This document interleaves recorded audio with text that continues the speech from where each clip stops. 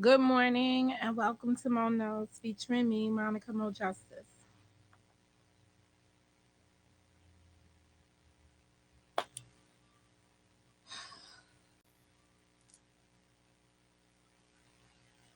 I have an afternoon.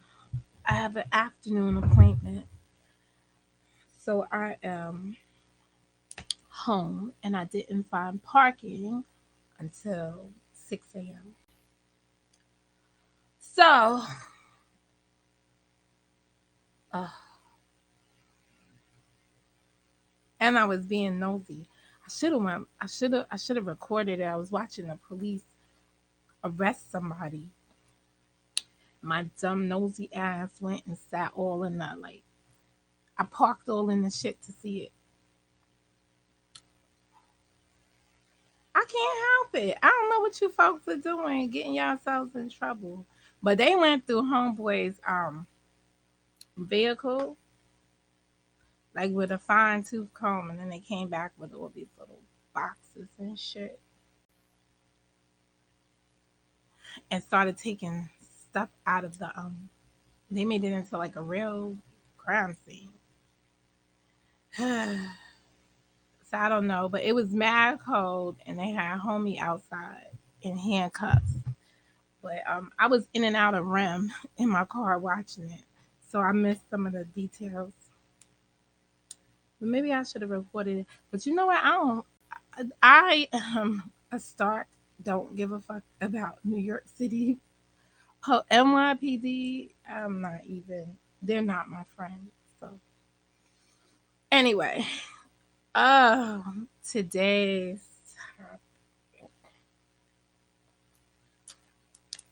I would be remiss if I did not come back and have this discussion with women, especially with a focus on women, as with women who are parents or who have been parents of teenagers. I want to have a conversation with you as the forefront. So let me just talk about who the audience is this morning and who can really have a conversation with me on this, or who can really speak truth to parenting.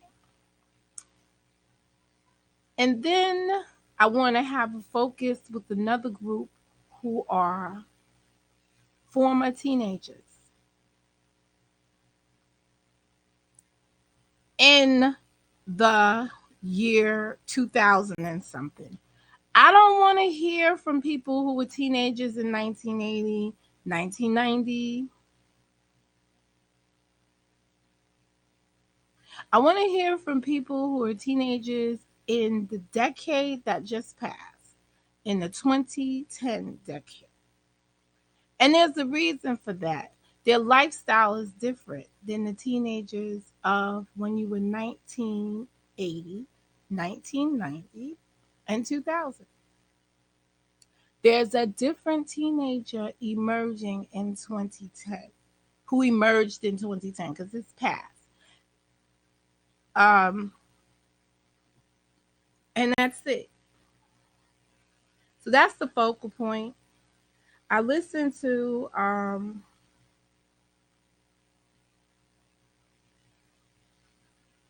if you send me, oh, okay, okay.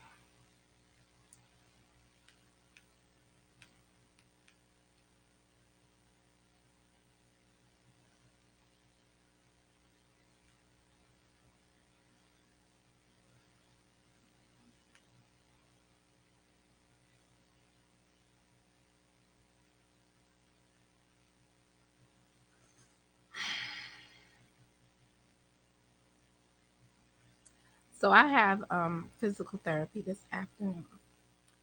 So and it's the first session. So I took the day so I could do physical therapy.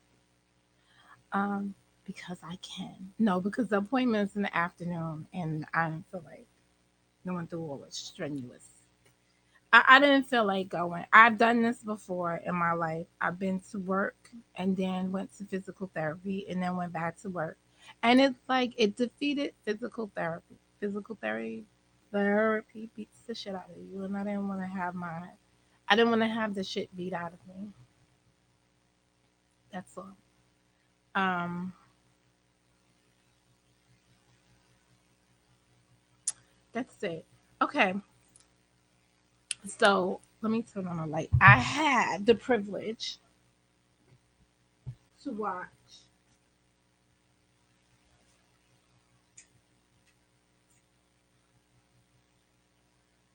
I don't think I'm gonna get on my face.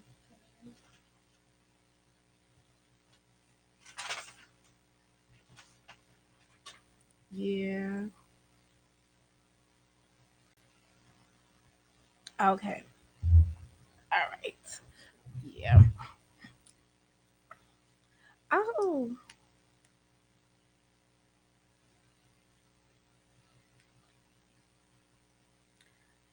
Okay. So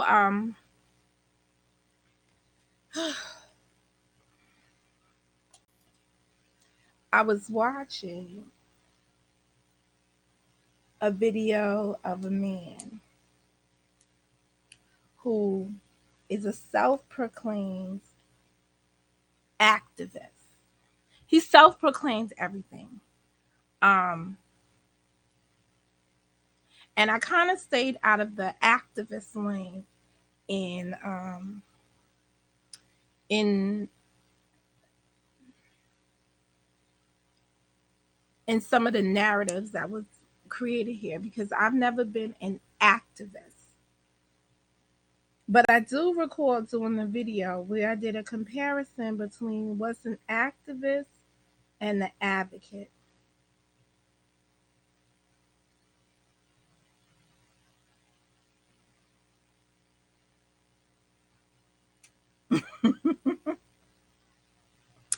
um,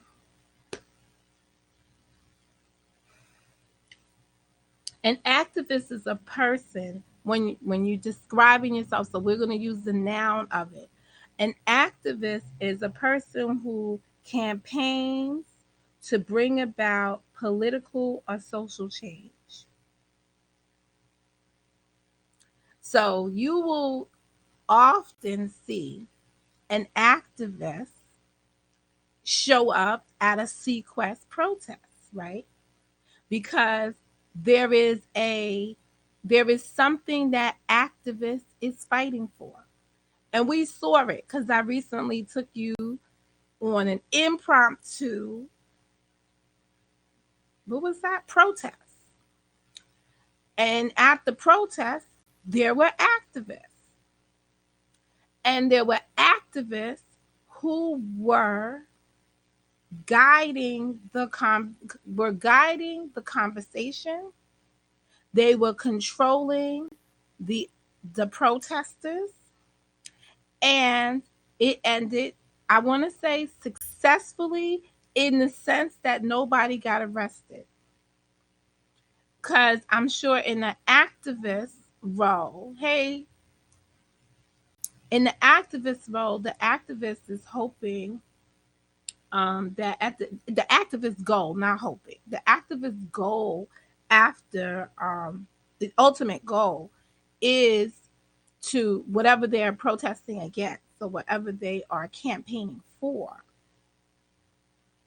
happens. So on that particular day, when I convened with those activists, they were out and about protesting against the opening of a Sequest facility inside of a, um, a local mall. And I'm not really 100% if they were just like, well, they was in there chanting that they call chanting. In So we're gonna use the language that we learned from the protest. In their chanting, they were uh, seeking uh, stop the pain. They were, they were seeking that the people stop the pain and release the animals. So they have a whole goal. as an activist, a person who campaigns to bring about political or social change. They have a whole goal. The reason why they gathered the people there, they take a responsibility for the people that they've gathered there. And I showed you that in the whole clip. And for those of you who didn't see it, too bad, so sad. But for those of you who did see it and got the experience, no, I'm going to upload that as a separate video. I'm going to cut it up. I just don't have time to do it right now. But I think it's poignant because it is important to understand what's the role of an activist. And it aligns with what's going on right now. And what's going on right now is we're now seeing the uptake again in a conversation that started with Kenneka Jenkins. I'm just gonna call it what it is. And you have folk coming out again and telling you what their role was. These were the worst individuals to say they was running anything or they was in charge of anything. They didn't take their own safety that serious, and for these people to call themselves activists, they sure as hell didn't take the safety of the people that they were asking to conjugate with them and protest seriously. There was no organization in respect to what they want. There was, and I hate this term that I've learned here on the YouTube, dealing with the YouTube for 2 years. They let their emotions guide them, but they had it's just an uptake. Something occurs in the community, there's outrage, and then emotions take over. So I'm going to say that folks may have been well intentioned and went out there with good intentions, but no leadership. This man last night is trying to rebirth himself, born again. Is basically what I'm going to say. He's trying to be reborn in front of our very eyes. You can't unwrite your mistakes in this. So the best that you could do is have many seats. And I'm sorry that I was in REM, because I definitely would have called into that particular conversation, because it was just ridiculous. It was absolutely ridiculous. All the way around. It was absolutely ridiculous. And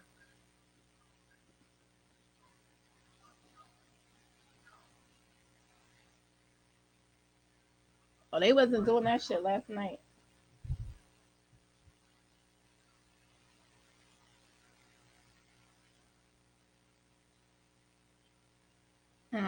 All right.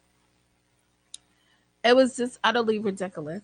But I want to focus on some things that he said. He said that Teresa Martin was his leader. What the fuck?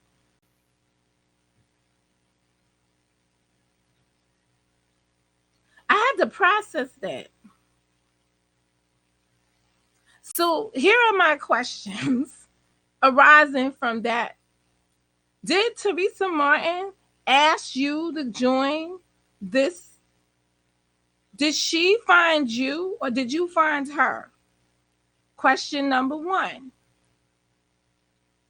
How did you become acquainted with Teresa Martin? Now, I'm not going to go back what I think I recall happening. That's just a direct question. How did you get involved in the case in the first place? Who retained your services? Who looked for you as the activist? How did you become affiliated with that matter? Because it's a matter now, because it is a legal case.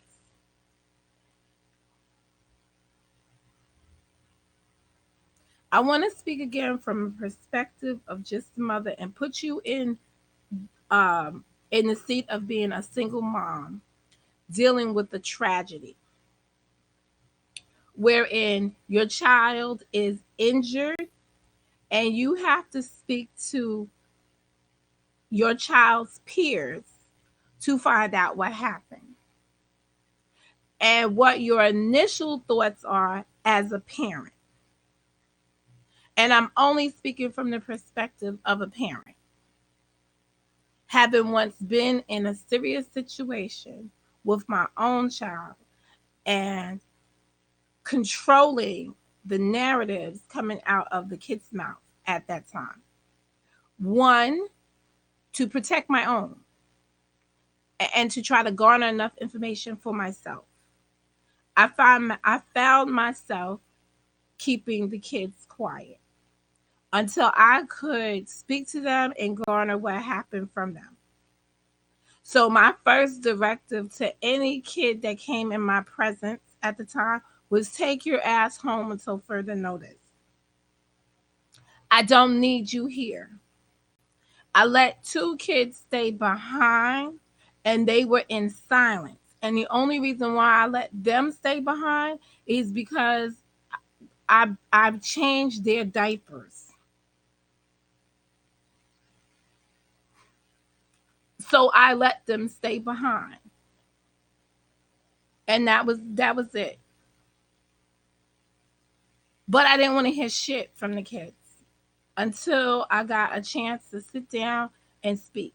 And when I got a chance to sit down and speak to the kids, I didn't believe a word anybody said to me. To me, they were all lying. No, is it supposed to snow, Boogie? I'm gonna have to put that damn car inside a garage if I think it's gonna snow. But I had to. You understand? So I have always respected the initiatives taken by Teresa Martin. I've always respected the fact that she said hands off the kids. But I don't believe it's for the narrative that this creep um wants you all to buy into.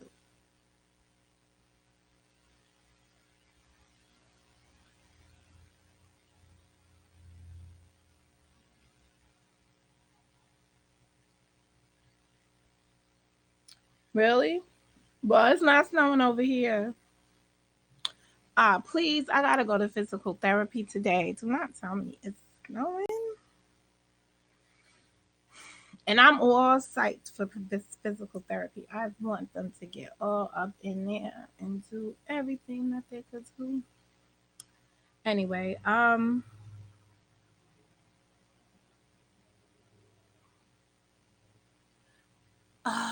I gave y'all the definition of a activist. Now I'm gonna give you the definition of an advocate. Oh, okay. Um,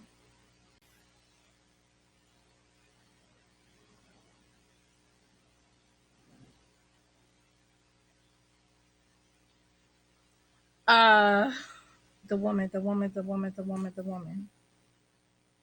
Y'all making me lose my train of thought. You're talking about snow.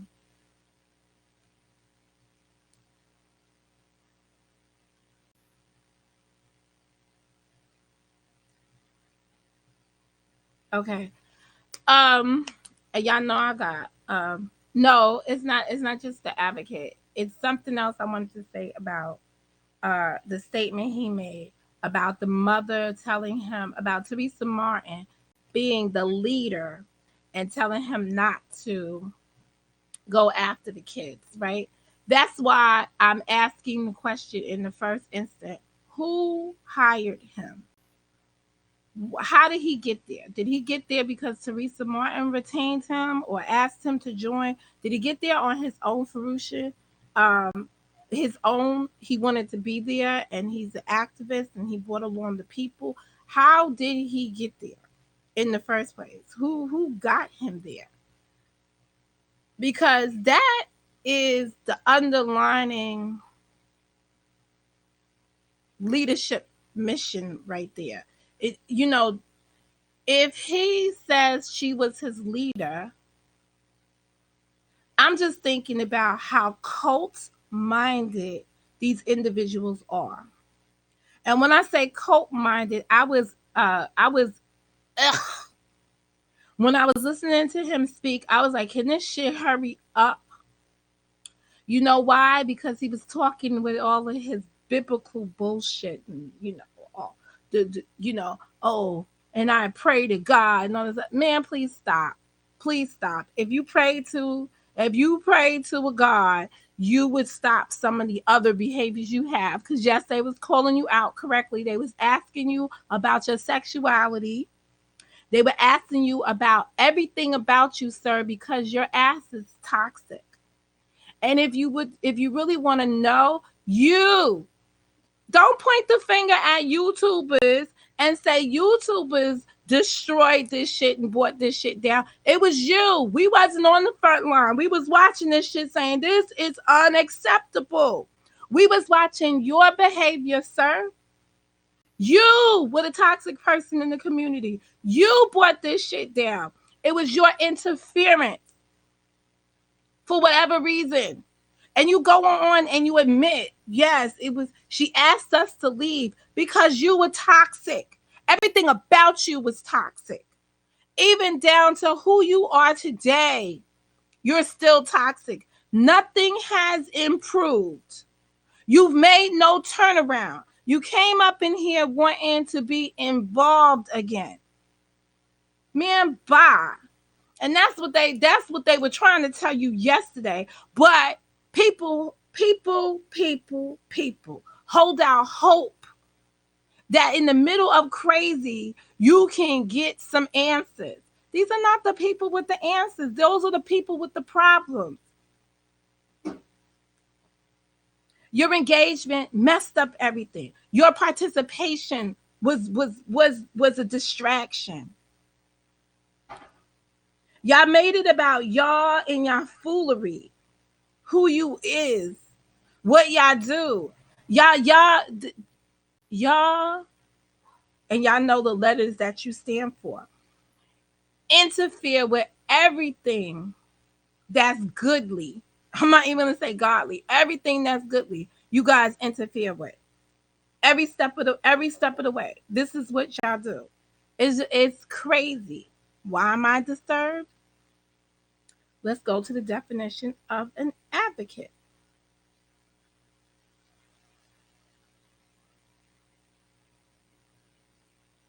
So an activist is looking for social change. They're campaigning for it.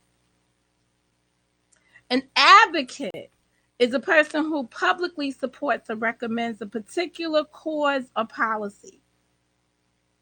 See, an advocate has that fine line.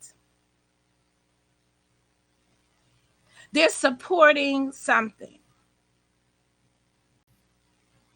When I was an advocate, I was a parents' rights advocate for special education. And I advocated for those parents, which means I attended legal conferences with them. I helped them navigate the system to make choices that were fair and appropriate for them. That's what an advocate does versus an activist. You can't be both, sir. You cannot be both. Hey, Joy, you just can't be. It's impossible. They serve two different magistrates. An activist is fighting for something they believe in, a cause, some kind of social reform. They have a goal in mind. An advocate is assisting somebody to get something that they need. And to understand, you're advocating for them to understand it and make sure that all sides are presented to them. It's that fair balance, that advocate. That advocate takes the person to the unknown to get to the known. You start off in one course and you start off in one position. You will see the advocate helping the person navigate something. And at the end, you will see them achieve something. There's a product at the end, there's something that they win at the end. An activist is on a campaign to give you awareness of something.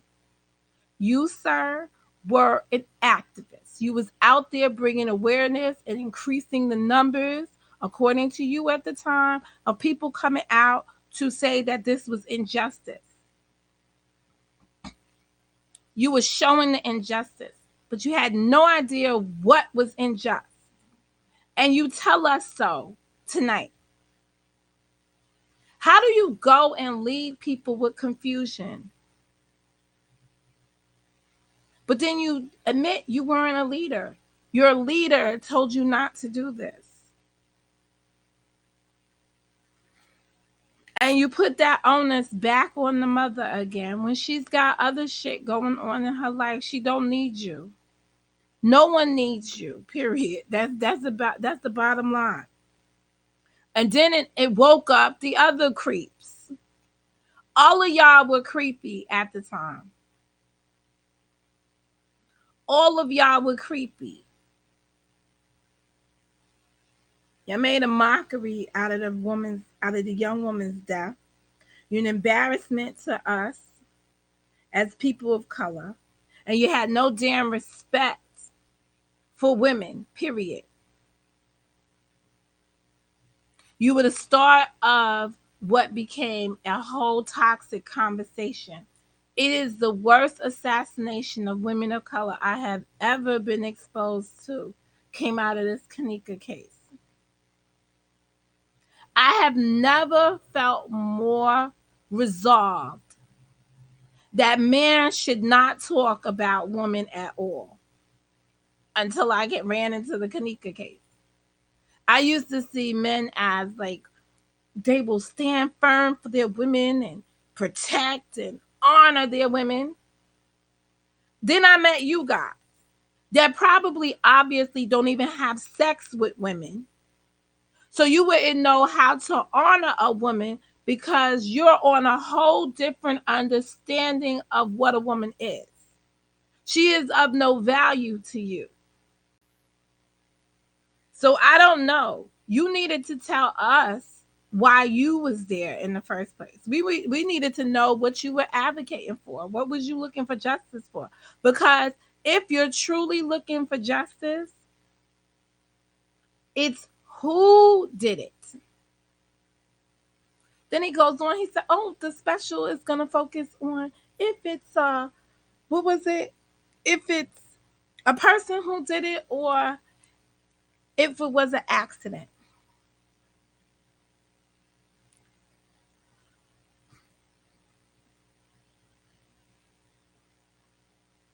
I've had this argument with a person one time. I was on a platform with somebody, and he said the mother couldn't take her case to civil court.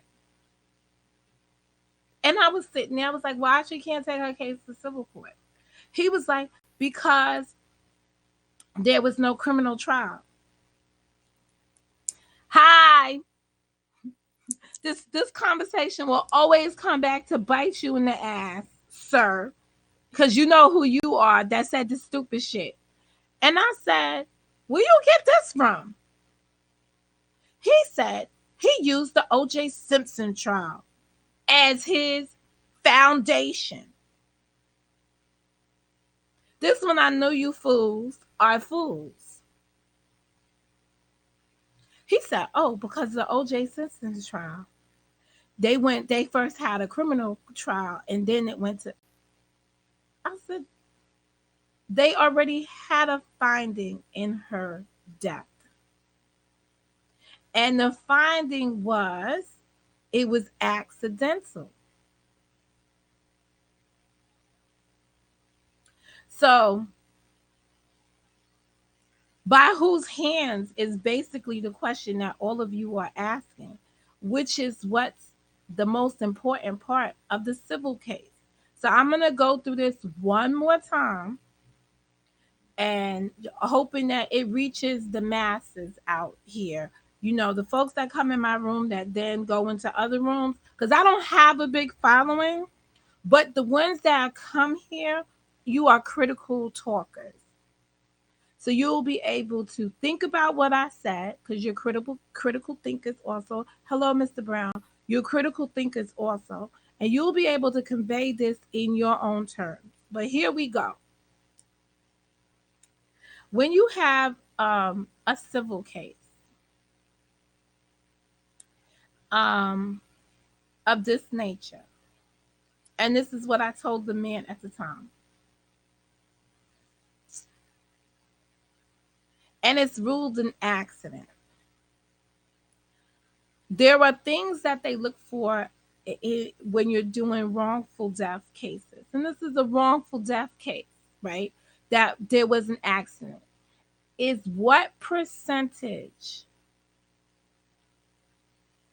is the plaintiff responsible for their own death?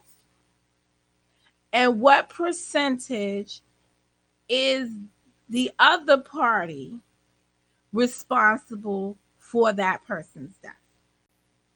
That's when you're dealing with the wrongful death. So when we look at, I'm skipping into this for a minute. When you look at the situation with Amber Geiger in her court case, no percentage is Botham Jean's fault for his death. He was in his own house. He was minding his own business. He was sitting down and eating ice cream. He didn't do anything to facilitate her killing him. He was definitely, so 100%, there's no liability for him. He was okay. He didn't do anything. They go and they sue her because she shot him, and they sue the city of Dallas, because they go in a lawsuit. You go for the deepest pockets. In the Kenneka case, just giving y'all things so you can see it clearly. Kenneka is the person that was wrongfully dead. The issue for me has always been the responsibility. What was the duty of the hotel? And then it's going to be countered by what would a reasonable person would have done in that situation. And the reason why you don't want the kids to speak is because you don't want it out there exactly all the drugging that they was doing and stuff, because her reasonable person, she was no longer acting like a reasonable person because she was under the influence of stuff.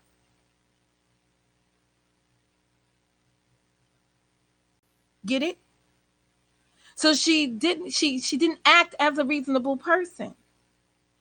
She acted as what a reasonable person would have done in that situation. If you're walking around the hotel and you stumble into an area that you don't belong in. But nowhere in any of the pictures that we've seen, the clips that we've seen that they gave us, was there anything to prevent her from wandering in the areas that she wandered in and died in. They had a duty to keep that areas cautioned off. She didn't breach their area. She wandered in it freely because it was accessible. Or wasn't it? And I think that's the questions that you hear people asking, because some people said you had to walk up a stair to get to where this place was. Some people said that there was a docking area. Everybody's got a different area of the hotel, or how they see things, or where the different schematics are. So those are the questions that you have people from the YouTube asking that they're wanting more grainier information about because they just following along. So hopefully they'll get these answers when they watch whatever they watch. I ain't watching that shit. I'm doing it like I did Saving R. Kelly. So that means whatever the fuck the documentary was about R. Kelly. I'm giving this about that much weight. So I won't do. No, I am gonna come back tonight, and I am gonna do my West Coast edition because I could talk about Donald Trump and that shit while y'all running around here looking through freezers and going into kitchens and trying to figure out what happened in hotels. The mother was within her rights to sue. And the only question becomes what would a reasonable person have done in that same situation? And that's it. The hotel has always been 100% responsible for her death. She died on their premises. And that's it. And they had enough time to look through their video footage when the mother was there looking for her child, and she told them she was here in your facility. They had a reasonable I mean, it's not reasonable that you rent out a hotel room which probably has an occupancy code for each of the rooms, and that your security knocks on the door and sees that the room is filled beyond your occupancy level number, and you allow that to continue.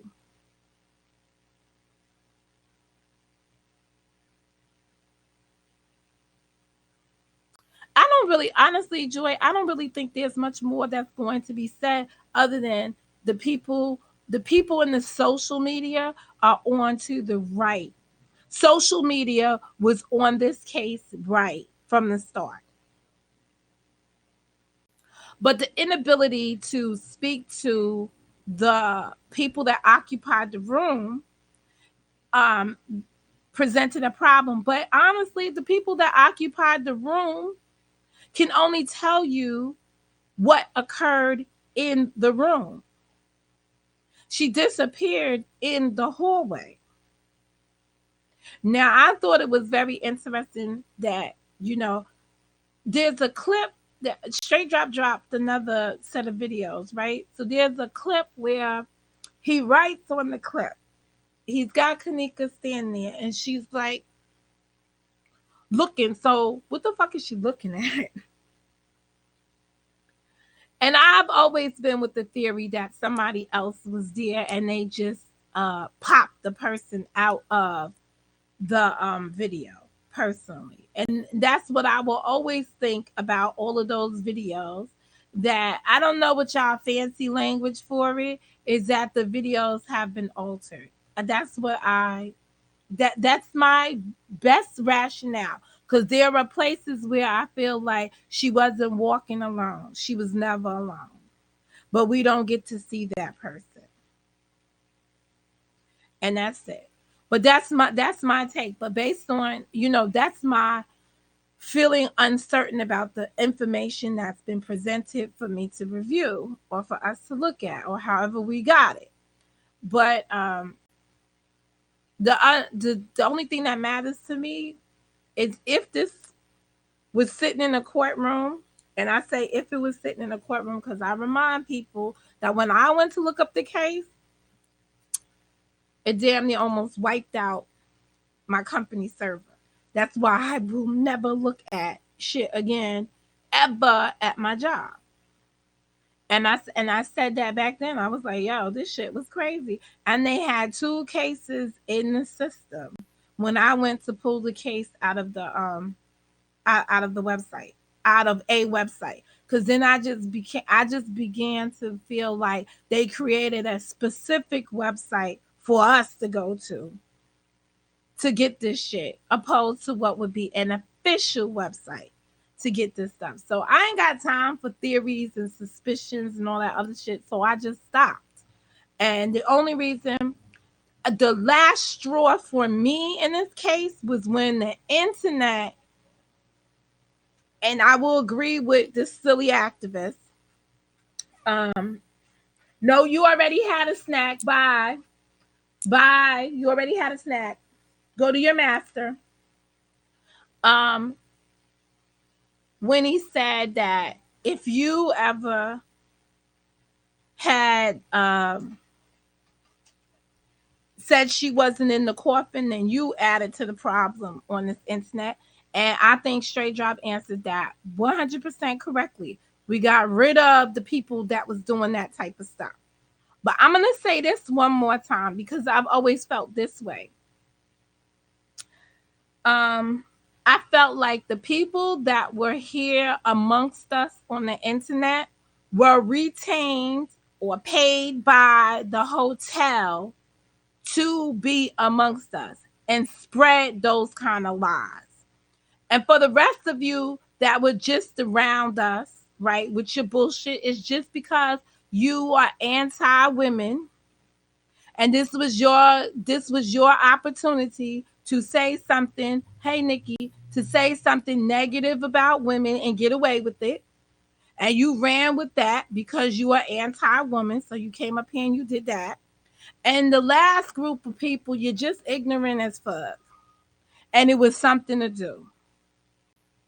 That's why people pretended to be all the different things they are. But I believe that they infiltrated us and they paid some of those people to come to be amongst us so that they can feed us with fake information. That is my 100 on that. Because babies can't throw gang signs. That wasn't no other body inside there. This wasn't about 33 Third Mason, all this other bullshit. The Mother Eastern Star, fuck you. You ain't even been in those. You ain't even been in those societies to understand what it meant. And honestly, when I look at Masonry and Eastern Stars, you folks that I've encountered on this internet, y'all don't have no kind of class, etiquette, or structure to belong to those kind of societies. That's why you're angry about them. Because they wouldn't let a fool like you in. You're not capable of joining something that set up. It's not in your, people come and be like, oh no, those are secret societies and da da da. No. You can't get in. You be like, can I get in? Can I get in? That's it. You can't get in. So when you can't join something or you can't, you know you're not qualified. That's the word for it. You don't have what it takes. If they did an initiation, you couldn't get in. And that's all that amounted to. They don't need people like you. And what's unfortunate about those kind of organizations, for whatever secretness is behind them, we would probably be a better society today had they continued to grow people to further that. But we don't. It's null and void. And I knew some people that parents that were in those type of organizations, and how they conducted themselves and how they spoke to us and guided us as young adults in our thought processes. They don't sound like none of you guiding people today in your thought processes. You'd have never hear them speak like you guys speak. It was much more profound. Even when they were against something, they understood the power, where their powers lie. They understood when they needed to vote. They understood the value of their dollar and when they needed to invest it. They not broke back mountains like most of you are today with nothing but big mouths and nothing to stand for it. This dude is telling us that he got an organization and he got money now. He spent every time he made some little tiny point he thought, he then wanted to come back and counter it with how well he has progressed since the time of the Kanika days. Negro, you was on fucking MSNBC featured by Chris Hayes as a nut bucket. He actually featured you on a special saying, essentially, you went crazy dealing with this shit. So you, the activist, got attention on the case as a crazy. You hurt the case. I saw it with my own fucking two eyes. I was like, oh, look. They moved it on to your suicide and everything else that you was doing as a crazy. To say that being an activist made you go over the top. Go look up the Chris Hayes Chronicles and find his ass up there. Chris Hayes interviews Jedediah Butthead and see what you see. You hurt activists all over the place. You didn't just hurt the case, you hurt the activists.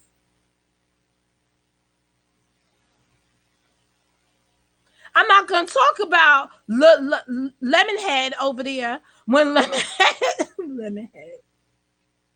Stop, Monica, please. When Lemonhead went to the other case, which made no sense whatsoever, when they found, remember when they found at another hotel, was it the Crown Plaza Hotel? I don't remember. Please don't. Please forgive me. So I'm just going to be broad. Lemonhead was investigating another hotel similar murder of some guy that was homeless and was staying at a hotel and he died in the staircase or whatever. And Lemonhead goes inside there and fucks with the the light fixture. And he's like, woo! I'm like, if they don't get these scary alphabet soup mofos from investigating stuff, I don't know what to say. Now, do y'all want me to switch gears? And you know, I'm always going to say that I always agreed how I came into this case was because, you know, my girlfriends introduced me to it because I wasn't on social media like this, didn't understand it, didn't care about it.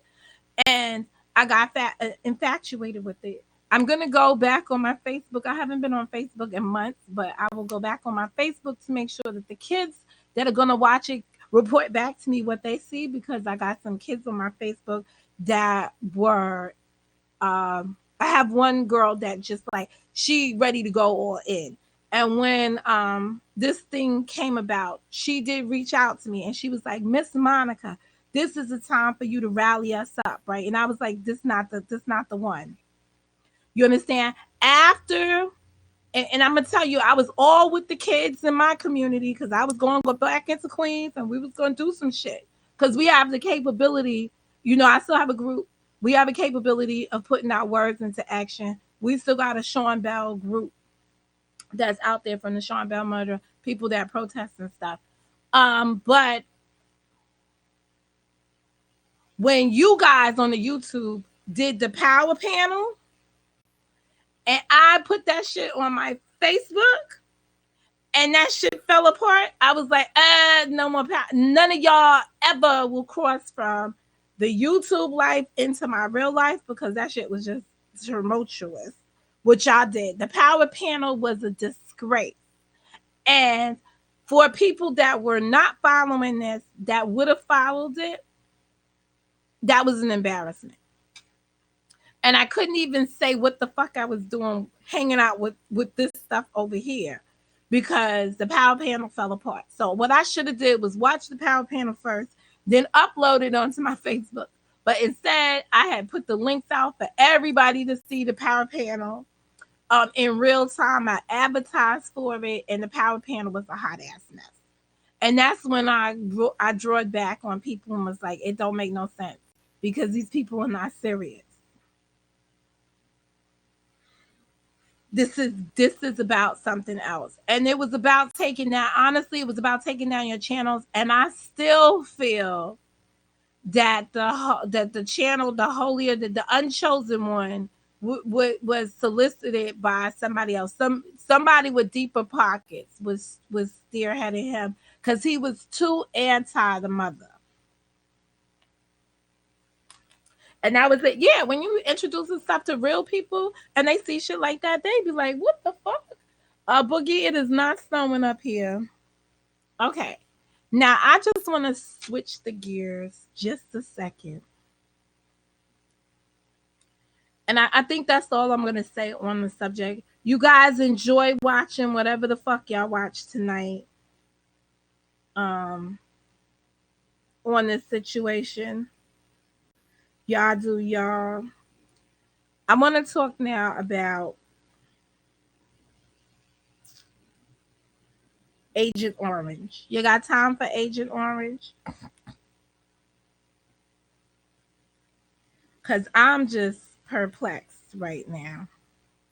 Let me do this. Hold on 1 second. I just got to do something.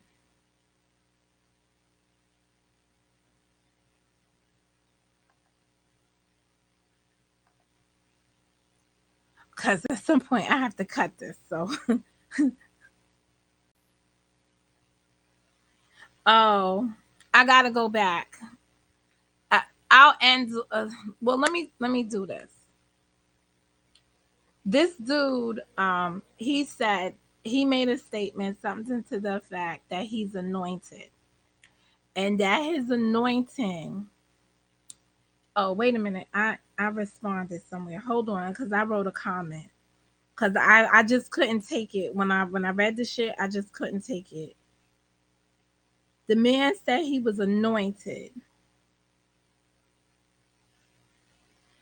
He there's an anointing on his life for justice. This activist dude, Jed Butt. He said that there's an anointing on his life for justice. And this is what I'm gonna say to him. If you was, and I said it in my response, I wrote, when one has an anointing on my life for justice, that individual would hold no allegiance to any party other than where the evidence leads, with the burden being truth. And I stand on that. When you enter these situations, you go in with, from an activist point of view, in how I vision activists. They want answers. They want the process to go forward. They don't want anybody to stop the process until they get some answers.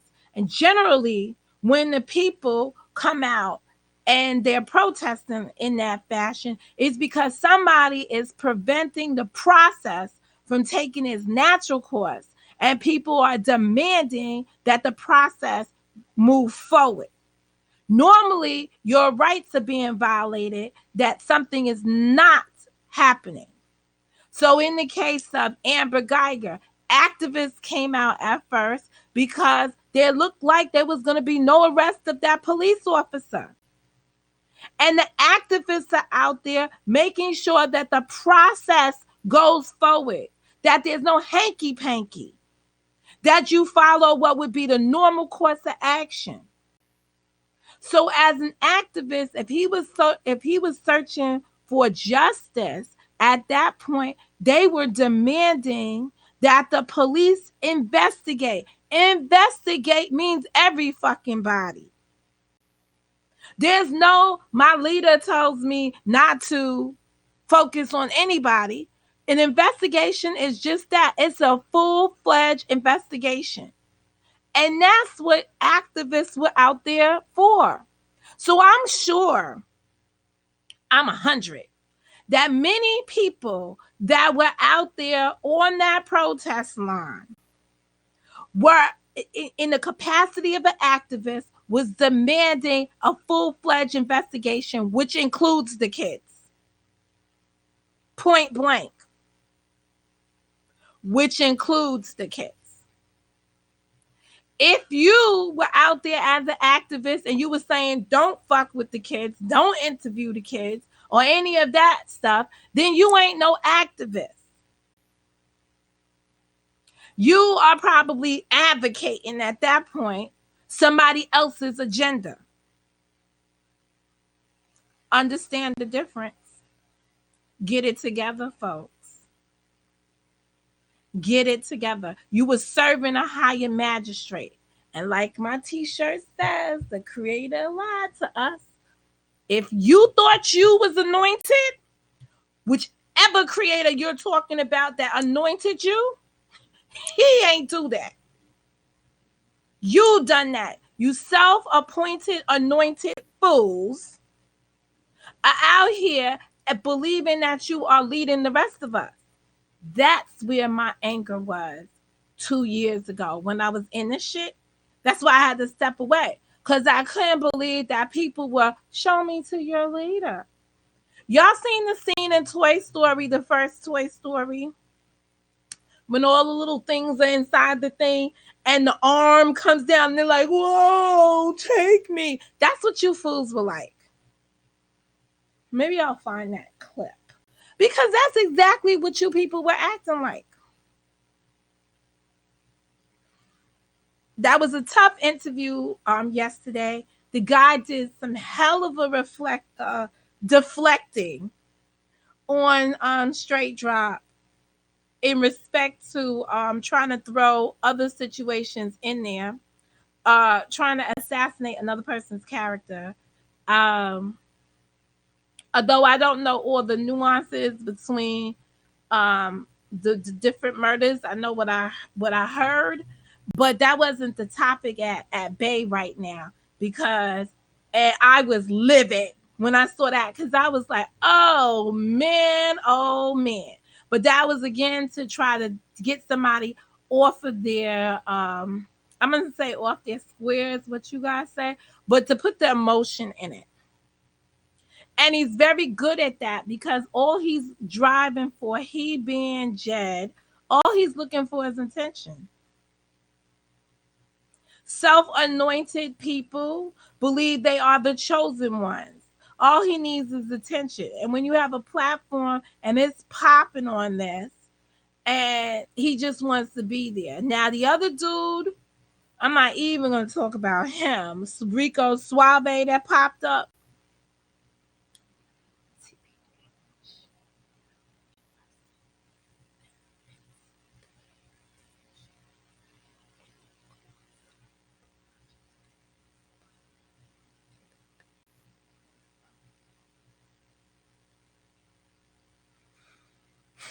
I don't know what TBH is. Following a person that admits they have social anxiety and don't go outside, but watch videos, but never been on the front line. I've been on the front line fighting for stuff.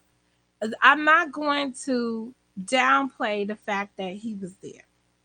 I thought there were good questions about to be raised, but I thought that some people here, okay, I thought that some, well, who got social anxiety and don't go outside? Um,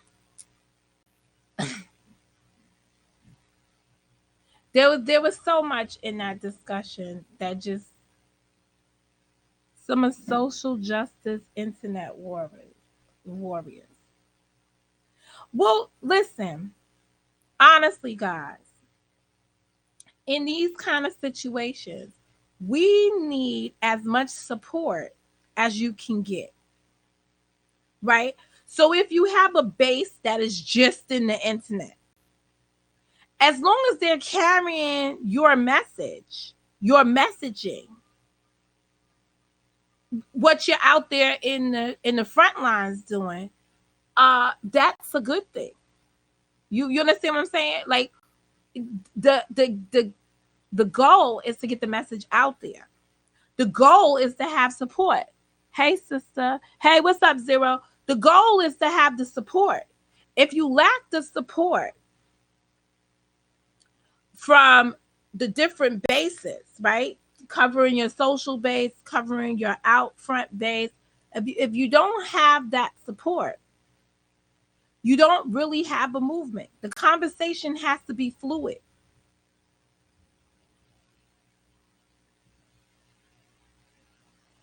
Um, I okay. What I saw yesterday, because like I said, I was in and out of REM, and so I had to check it back again. Uh, it got when the emotions got into it, then it was no longer an interview. But I see. I'm trying to be nice. I wrote the women. No, no, no, no, no, no, no, no. I'm not. I wrote the women. I wrote one of the women that was up there. Oh, let me back this up because I don't want to cause no friction with anybody. Because the reason why I wrote the woman is because I didn't want to make a big deal out of it. But I have to make a big deal out of it, kind of, sort of. We need to understand the power of a question. I didn't like none of the questions. Like, I liked the questions. I wasn't particularly. I didn't like the approaches, if that makes any kind of sense. But it's a personal. It's just it's a personal thing. I think they meet the love bug lady. Oh, love bug. La, la, la, la. Lady, please get spit it out. Spit it out. I understand that some people's approach is to go in and pacify the person, try to, start out the question, getting on their good side, maybe diffusing some of the tension at the space and time.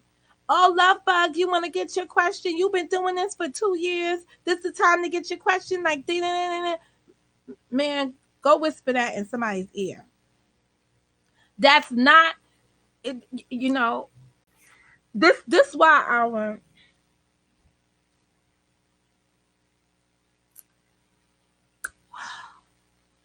this is why the men be mad at the women. That's a prime example, and I know this is gonna get taken all fucked up. This is a prime example why the men be mad at the women, because they say, when they say that the women are raising the men and they're raising man child and he's weak. That pacification thing right there, it's a bad way.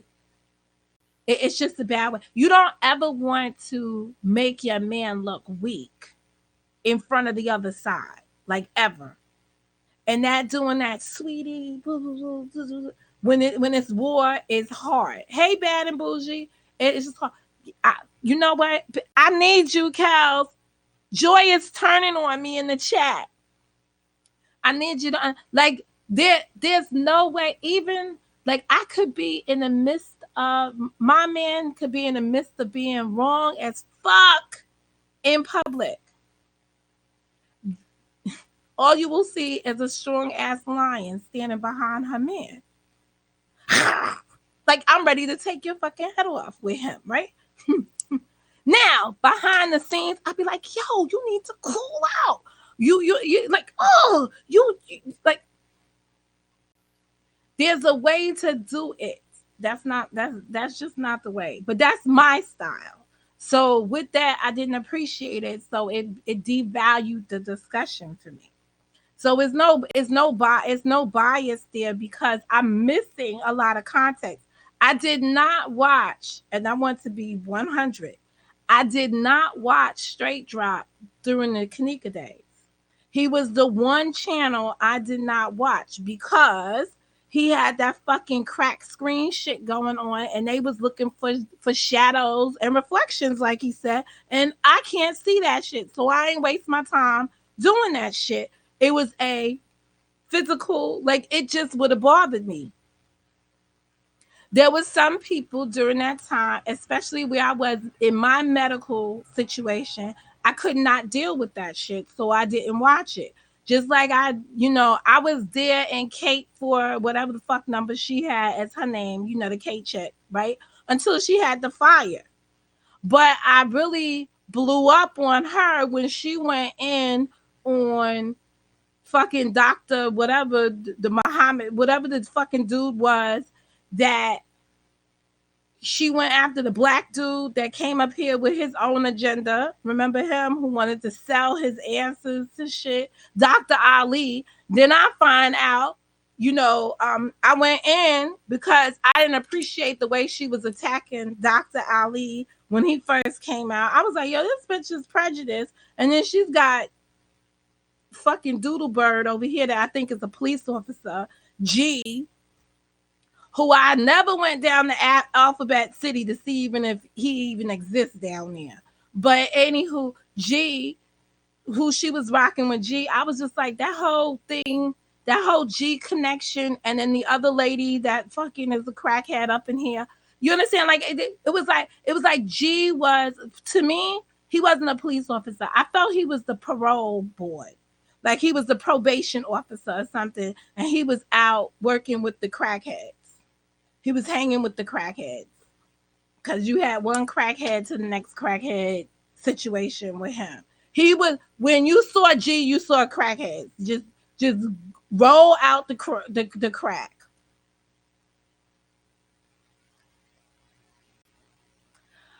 No, it wasn't unnecessary. Well, I don't know. Because I'm calling people crackheads right now. You're saying it was unnecessary personal attack. These are the personalities. This is what these people did. This is what they engaged in. They came up in here under their drug influence selves. Come on. You had to go through listening to Kate, whatever number she was. Come on. All you heard was come on. It was like you was in a bad comatose state listening to that shit. So I don't know. Maybe I don't know what he was, but all I'm saying is that where you saw. Oh. Oh yeah. All right. Last night, yes. Yes, there was. There was definitely there was definitely uh there was definitely personal attacking going on. Hey, Miss Natural New Orleans. It was definitely personal attacking going on. Um, well, you got to remember, we come from two different. We come from this. This is where Joy and I come from, the different sides of the Kanika case. This Joy was following these activists, so she's gonna know. She's gonna know their ins and outs and their makeup. I really don't, and I really don't.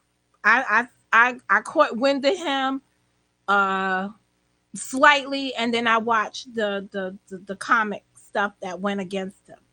Um, I wasn't. That's why I said I'm at a disadvantage all the way around. So I'm just telling you what I'm seeing right now and what I'm remembering from before and putting the two together. Um,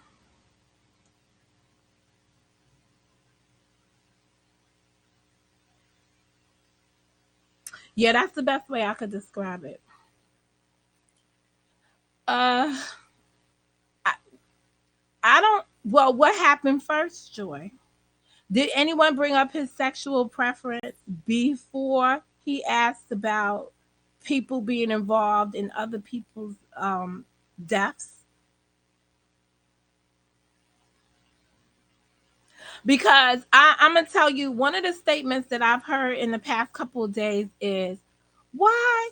Um, so somebody was on there, and I don't know who this was. What's the note for?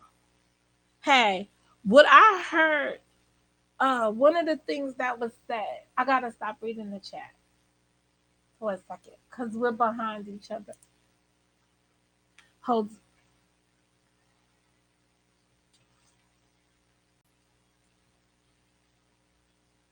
Hey, honey, lie. There was his sexual preference. He didn't start that, so he didn't ask him first about the T Streets thing.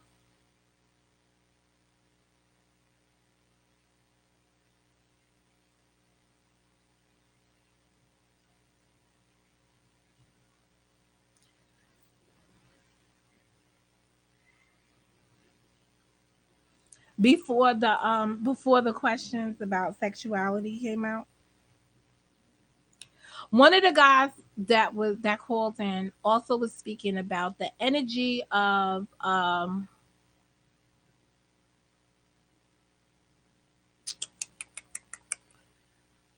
Monifa, right? No, Irene's energy. Yes, he did. All right, we gotta stop because there is a delay.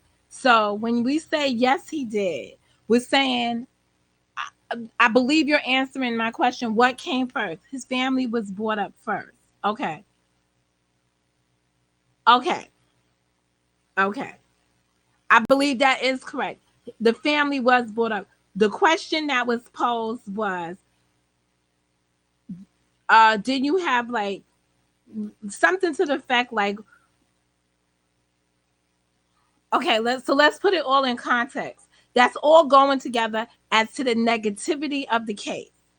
You folks on the YouTube were making stories up. It didn't help us on the front line. So this is what I heard, and then you can correct me. What I heard from Jay is saying you folks on the YouTube were making up stories. It didn't help us on the front line when we was out there protesting and stuff.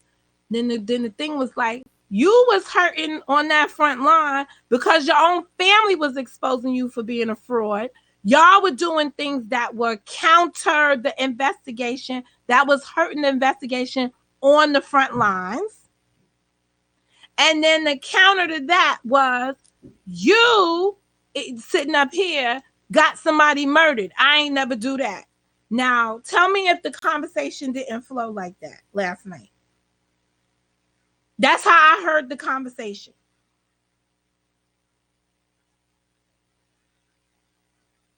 And then it went to the sexual preferences.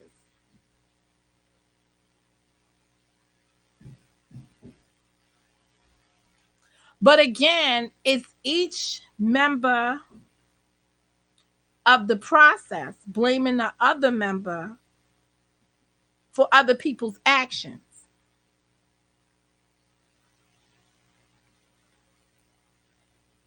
I just want to know, is that how I heard it? Because that's how I heard it.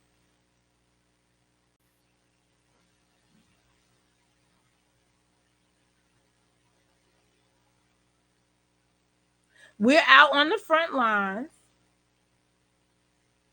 We're out on the front lines protesting. You guys are in the social media running amok on us.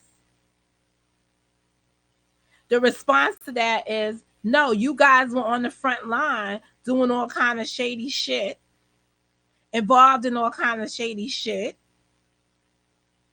And then the person responded, well, you were engaged in XYZ and it caused XYZ. And then the other person responded, then the response was your family. Well, your family part came out first. He alluded something about his nephew that has passed away from YouTube videos. So the response we didn't, you apologize to the family. All right. So if I'm not mistaken,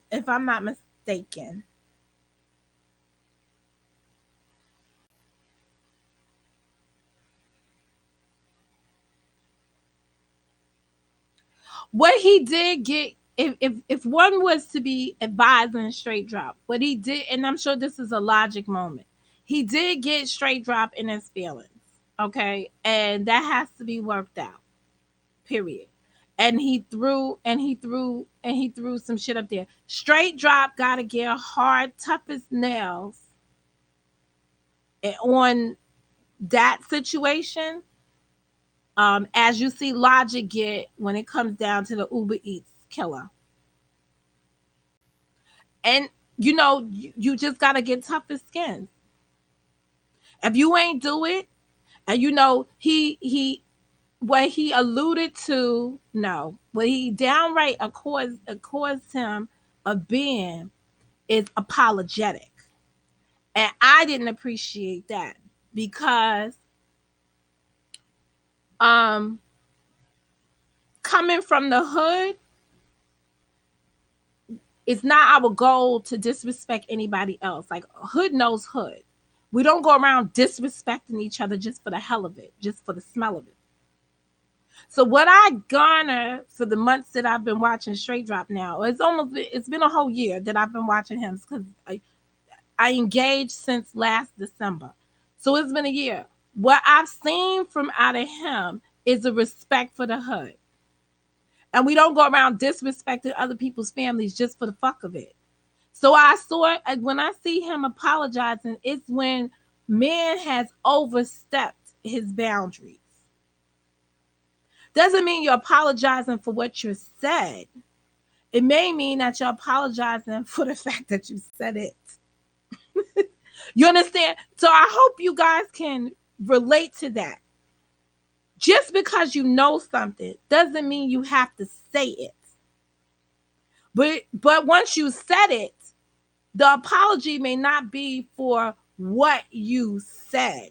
It's the fact that you brought it to light. My bad. I shouldn't have even brought that up. In that kind of essence. Yes, that's exactly. Yes. Yes.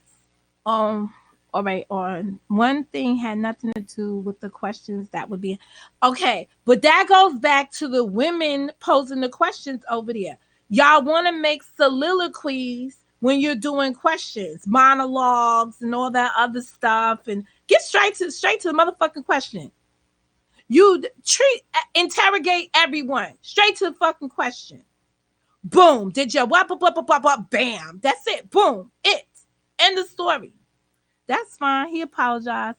But do you see how that is still not okay to allude someone did something to their nephew through rumors, but don't like the same reaction? I understood. I didn't say I didn't understand the response, but I thought,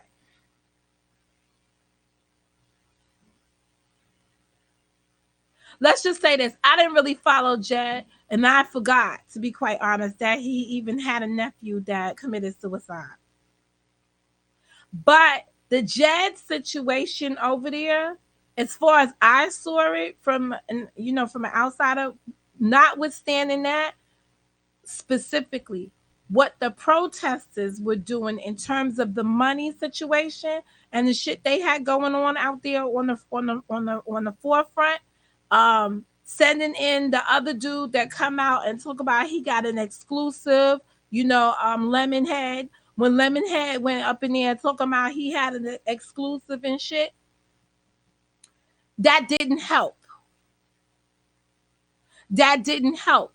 And if that's what he was talking about, that once Lemonhead questioned Monifa when they were arrested together, and he said he had all the information, I then go back to the onus of, if you're an activist and you're seeking justice for Kanika, don't you want to know how this happened? Or do you only want to know if the subject is only the hotel? How do you have limited, how are you seeking limited justice, excuse me, You're supposed to be going where the evidence leads you.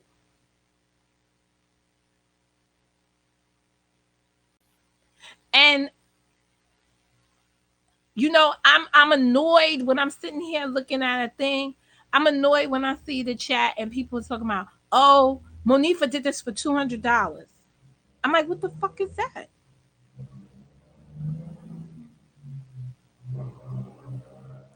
And I'm not sure if Joy, I'm not sure he apologized for.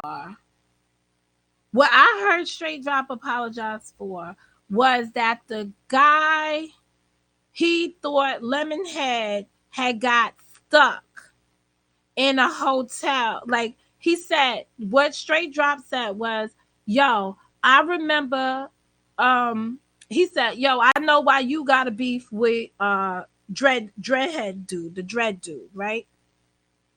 Hey, welcome back, Brown. He said, I know why you mad at the Dread dude. You're mad at the Dread dude because he left you. I know why the Dread dude is mad because y'all left him at some place for him to try to get back. There was something he couldn't get back. They were stuck. And then Straight Drop said, yeah, that's why you're mad because I know why that guy is mad at you because you left him stuck somewhere. And then Jazz said, oh, explain that. So he threw it back at the Dread dude. He said, hey, you explain that. P Rico, right? He said, you explain that, Slick Rick. Tell him what happened. So he said that was not the case. But in the midst of that, you see Straight Drop, he's like, yeah, the squarehead dude. He said, my bad. I was wrong about that. That was the apology I heard.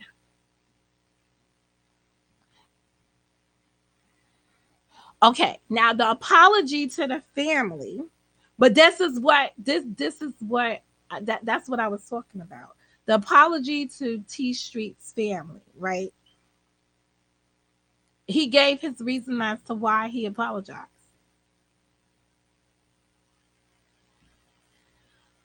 Uh, I can't get into the T Streets situation because I personally know people that know people that know people. It's personal. Some of my subscribers here, they have a personal with they have some kind of family lineage with T Streets. There's some kind of relationship there. So I can't go into it and they've a long time told me this. So I can't cross over into the T Streets conversation only because out of an abundance of respect for a subscriber of mine. And that's it. And I do have a subscriber that rocks with me that has claimed some knowledge of the family more intimate than what we got here, who was very upset with me because they see me over there at Straight Drops, and I've had to make my positions known on what I follow and why I follow the people that I follow and support. Why I follow and support certain things, but it has nothing to do. It's not out of disrespect for other people's personal family relations and stuff like that. So I just want to put that out there because I want to make sure that everybody understands when you see me resistant to tell something and me having respect for those people that support me too, because it's a hard not life out here. And some people that are in these chat rooms that have joined on to this particular case, they got some relationship somewhere with some of this stuff. If they're not lying.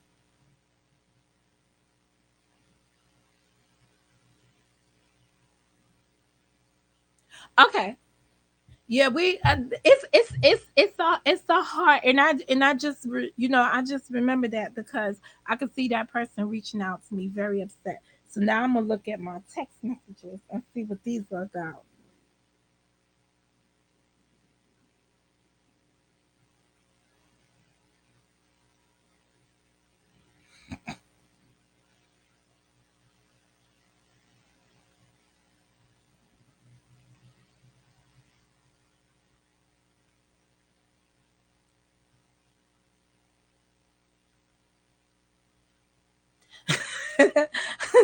All right, I got comments about other things, so that's not it.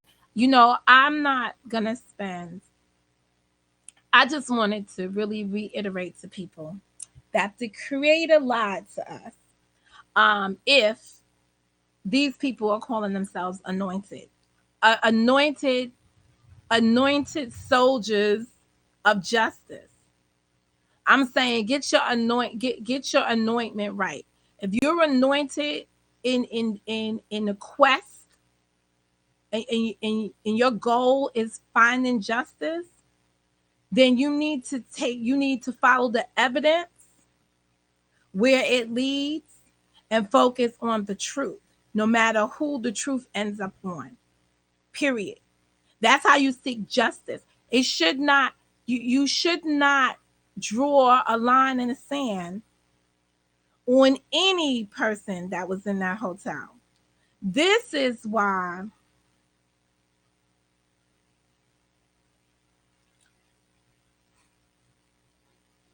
this is why folk.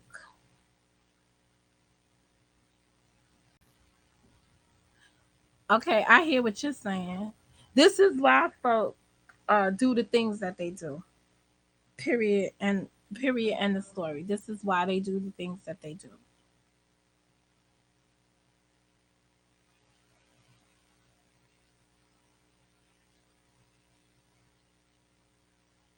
Are they really? Y'all could yeah, there's no nothing here. There's really no nothing here.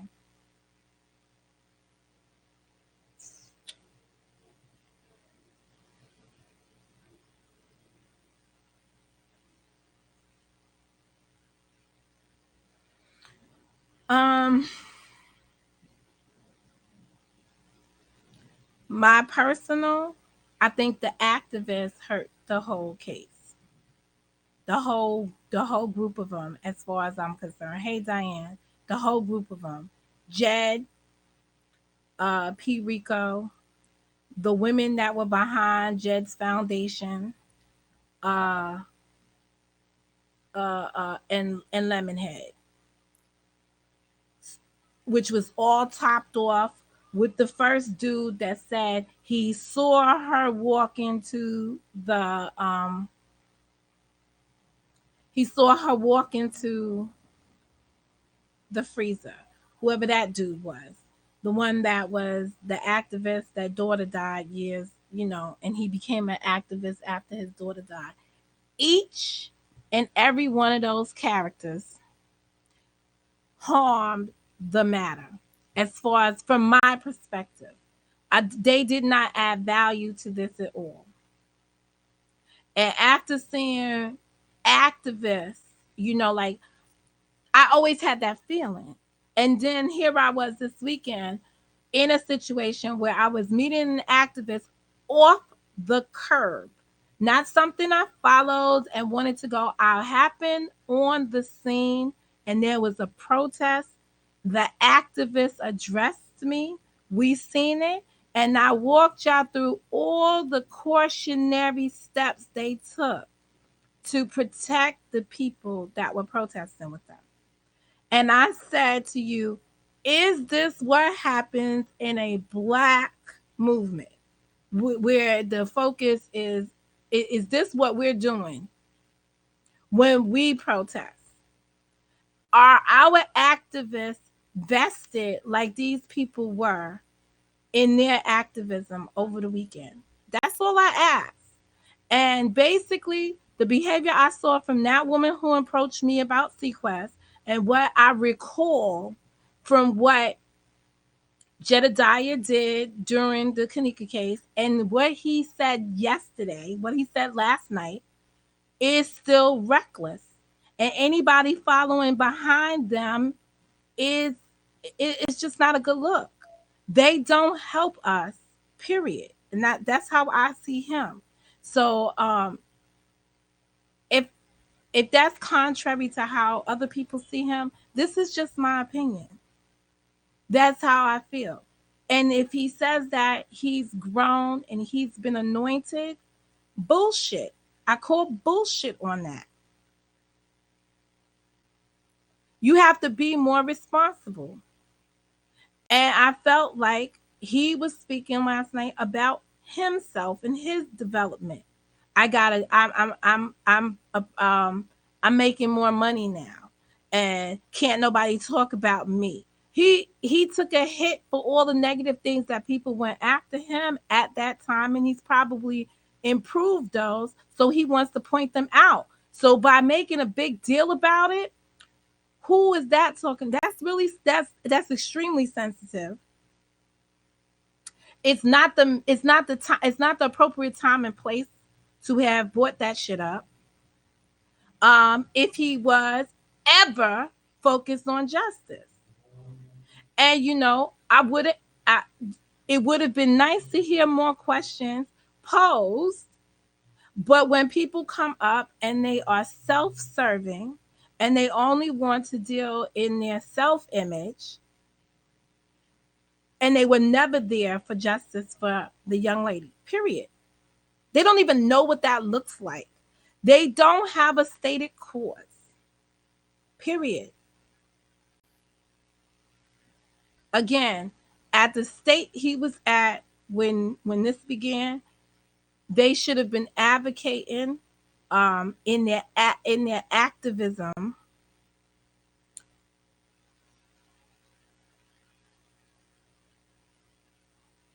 Why do you feel that?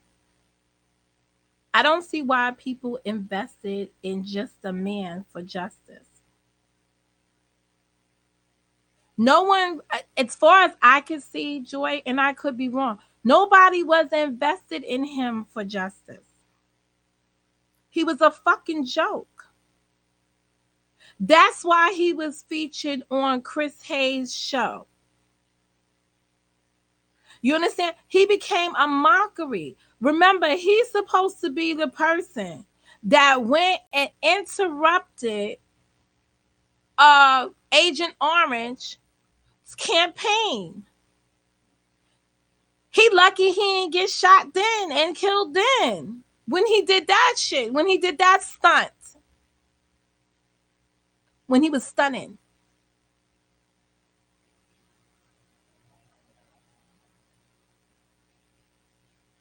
He proposed.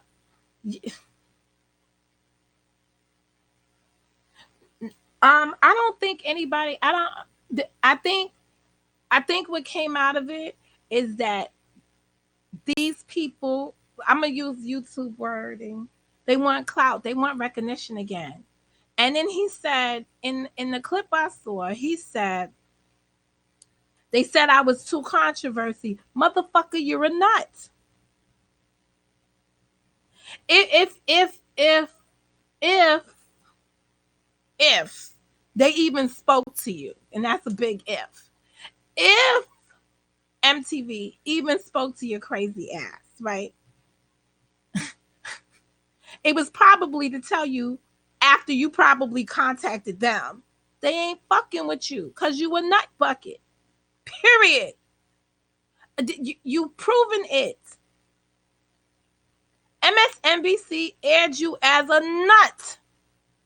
You you were a distraction. You took away from the cause.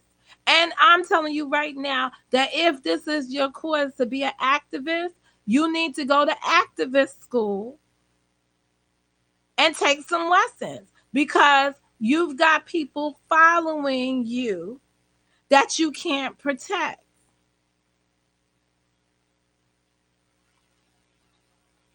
That's all I was saying. And now we're going to talk about divine intervention.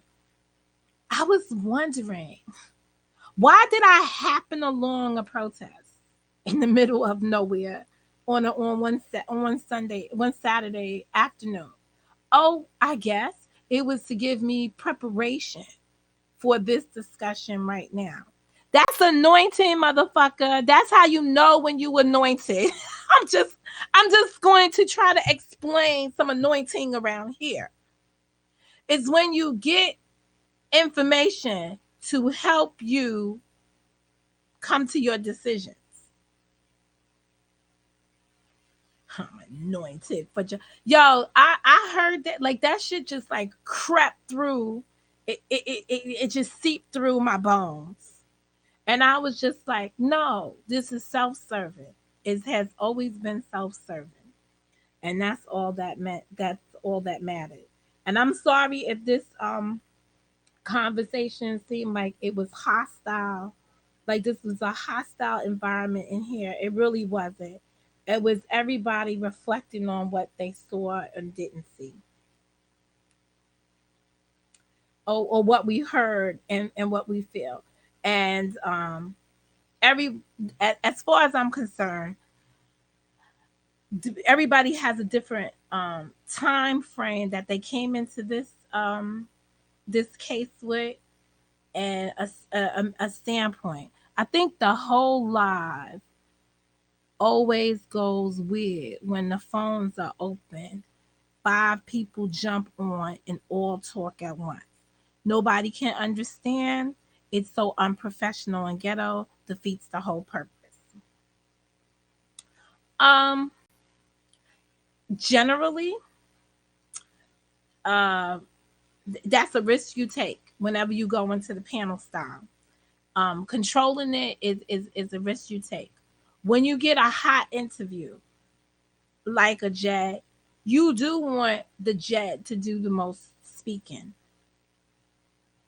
because the goal is to get the most information. So you don't want to alienate the person you're interviewing. Here's how you know when some things are self-serving.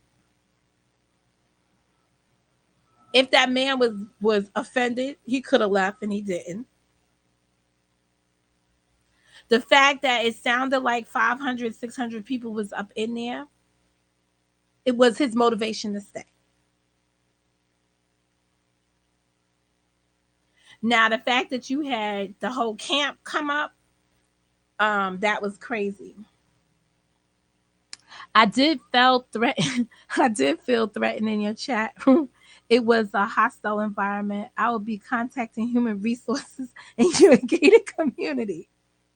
Um, well, honestly, you should not have felt. Um, I'm at well. Let me go back. I didn't see all of y'all comments. That's an unfortunate thing for me, and I hate that I have to say that, because that means now I'm gonna have to go back and look at all of the comments to see to see what I missed, right? But um, we all we all have strong opinions, and you shouldn't take it personal on any level when someone disagrees with you. You should just hold them accountable to what they're disagreeing with you on. That goes for all of us. If we understand the language of communication, we can communicate better.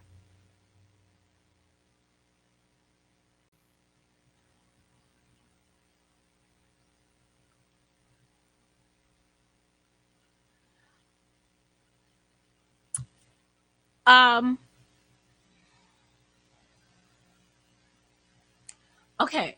Why come over here? Like, why come over here to address a straight drop? And forgive me, I don't know how he got on the panel. No, this isn't this is beyond the chat. This is beyond my chat. This is everywhere you go. When you have a position that you believe in, and you are staunch in your belief, right? You're 10 toes down in your belief, and someone disagrees with your position, hold them accountable to explaining that to you, so you can thoroughly understand the opposing person's view to strengthen yours. Period. That's in everything that we do. I listen to the opposite side of the conversation to garner more talking points for my side of the conversation. Because normally the shit that you hear on the opposite side, you be like, what's this? And it helps you better strengthen your position.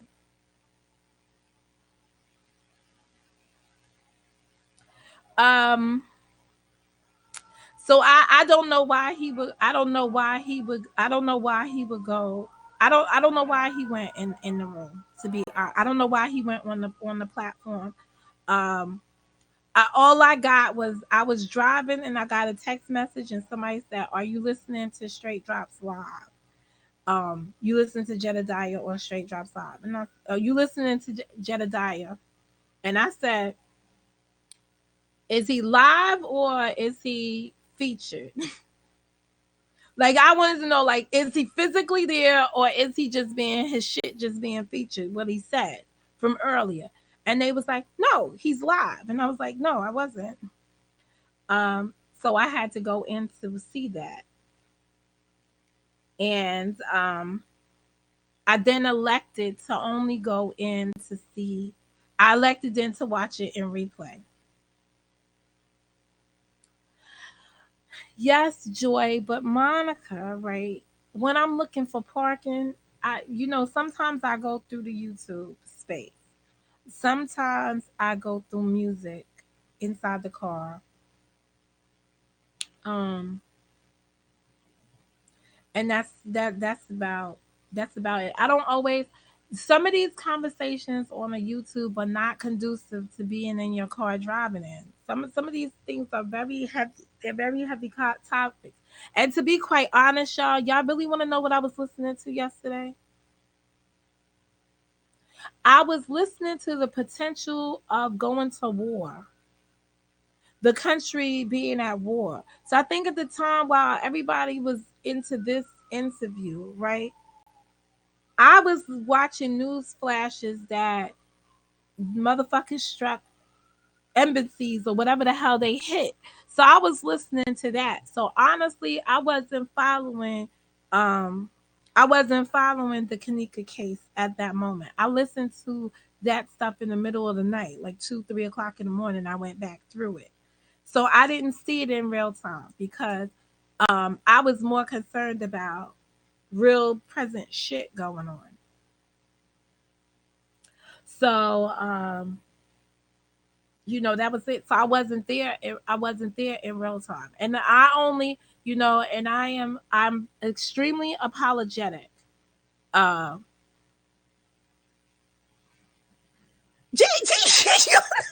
that's why Kels. Where are you? Where are you, Mr. Brown? Leotis, like Yvonne, Diane. Where would I find the people that hang out here in Motown? I think we was watching to see if where these people are gonna strike. Like, what the fuck is going on? Like, war is here. Hello, there's a war going on. There could be a war going on. Kanika is going. Her situation is there, done, whatever, whatever. Right?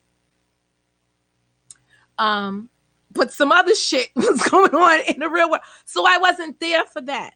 And and that's not no critique because the people that are JFKers, they believe in that, and I'm not mad at them for it. That's where they was at. Now, I, on the other hand, was looking at Agent Orange shit.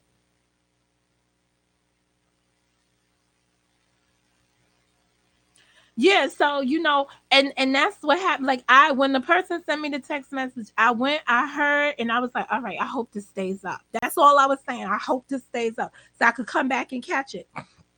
Because I was listening to that.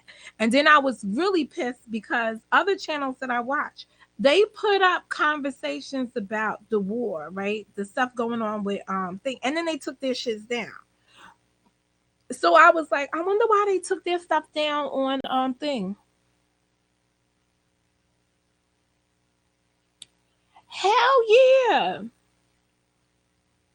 My likelihood of wandering, my likelihood of going to a hotel and wandering into a freezer right now is less likely than, maybe getting a missile shot. You know, Depending on the line of business that you work in, some companies might be concerned that they might be the center of an attack. There's other ways these people could strike. They don't have to exactly throw missiles. The last time I got on the phone when I have an issue with my credit card, do you understand what those motherfuckers say out their mouth? When you call, when you understand, they can get us with a cyber attack. Like they can do non-traditional methods of getting at us. That does not necessarily have to involve bombing. Now, I believe when I went to sleep, everybody was waiting with bated breath on what Israel had to say about this. Has anybody heard from the Israelis on this topic?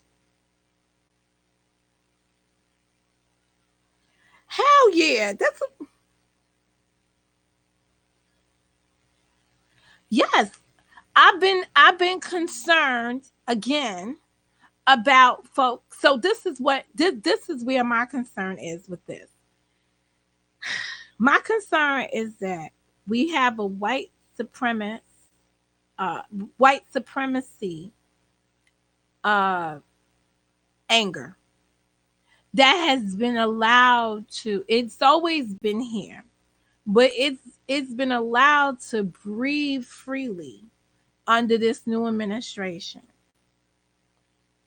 And these are the families, especially in the South, where their livelihood is the military, right? They join the military uh in some places in as soon as they come out of high school, because that's the career of choice, right? They now know that that career means going into war, because we've lived in a 20-year war zone where, when you're going in, you go into war. Back in the days when I was, turning 19 and getting out of high school at 8, 17, 18, you know, the likelihood of going to war was not. And these people signed up into those careers. They wasn't really signing their life away. The likelihood of going to war was not there, even though they were signing their life along. They were signing away their life. Today, they are signing away their life, and they are so enamored with the leadership that we have that they probably psyched to go to war right now. But the person that was just signing on to the military to be part of a GI Bill so that because their parents didn't have enough money to put them through college and stuff, they're not necessarily want to sign away their life to this bullshit. We don't even know what they're fighting about in this case. We're fighting so a man can hold his seat in Washington because he's believing that by causing a war or a tough speech in which he has will deflect from his impeachment hearing, raise his poll numbers to a state of not even the Democrats can spend their time.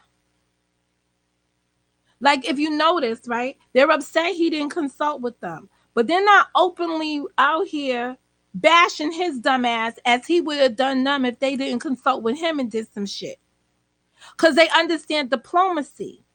And they understand what you can't make. And this is what I said to women earlier: you can't make your man look weak. Even though this motherfucker is the craziest fuck we have running shit right now, they're not willing to make him look that weak. They're not willing to capitulate his strength for the world. Like, he's doing a great job on himself, diminishing his leadership capacity. He's doing a damn good job. Boogie, I'm going to get to that. I haven't read it yet, but I see it. He's done a damn great job at it. They're not going to help him along with it. Very embarrassing moments in this time. All they wanted to do was to show that he was about to work on it. He's about to. I shouldn't have read, y'all. 1 second, because it moved up and it changed my thoughts. The movement. All he wants, all they wanted to show was that he was going to buy another election to win. He was going to do something in order to move the election again into his favor. And all they were going to probably do was work out. I still feel, this is my contention. No one, this is my own self opinion, that the Republicans want his ass out too. They're playing this game on this impeachment, and all they were going to do was make a deal with him. Do not run again. We will not impeach you. We'll let you live this year out, but you are not to run again. And they would run themselves a man. Or they were going to do the Dick Cheney days and unofficially put Pence in charge with his ass sitting up there. So he was going to be a leader figure with Pence in charge. And this move right here with this Iran shit may lead me to believe that Pence is in charge, because I vaguely remember Pence ass doing some shit and saying there was weapons of mass destruction. I remember him because he's the only mother freaker in the Senate with salt and pepper hair. Like, he's the only man with gray hair at a young age, every fucking strand, looking like a weirdo. He been looking like a weirdo 10 years ago, 20 years back. He looked it weird. And I remember, if I could be wrong, go to the archives, but I remember him standing in the well of the I remember it as clear as yesterday. And that fool said there was weapons of mass destruction. And I was saying to myself, oh, really? He said they found some. And then they went through a couple more weeks and then they discovered that wasn't any. I remember it as clear as yesterday. They also didn't use as much depleted uranium in the weapons back then. I wouldn't go at this point unless I was stationed here. Most of our weapons are nuclear waste products. Sadly, Fox chastised every move President Obama made, and they make every excuse for Trump. Okay.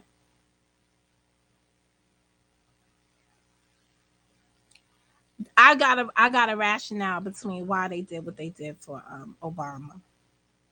You got to look at the media for what it is. Most of the time, they report propaganda and lies. That's just my opinion. Um, so how do we balance propaganda versus lies? Is propaganda lies? Because you separated them by the word "and."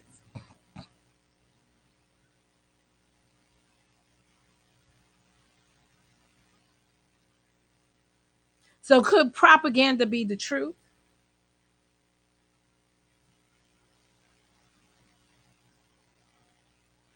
What I'm coming to the position of right now is that did anybody, all right, I see you agreeing with Ivame. Now I'm asking you, Leotis, propaganda. You separate it and say they spread propaganda and lies. So is the propaganda truth?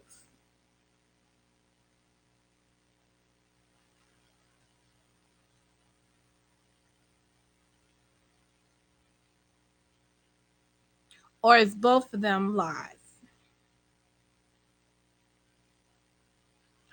Um, my opinion of the Obama administration. You're answering for Leotis. Underrated. I want to understand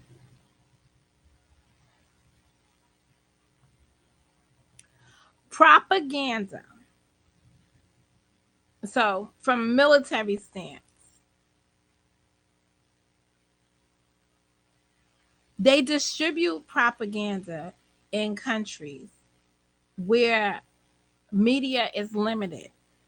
So when they say they throw propaganda out of the airplanes, right? And they're feeding these areas with propaganda, right? They're trying to reach the occupants of those territories to give them the other side of the information. So in some instances, propaganda could be the truth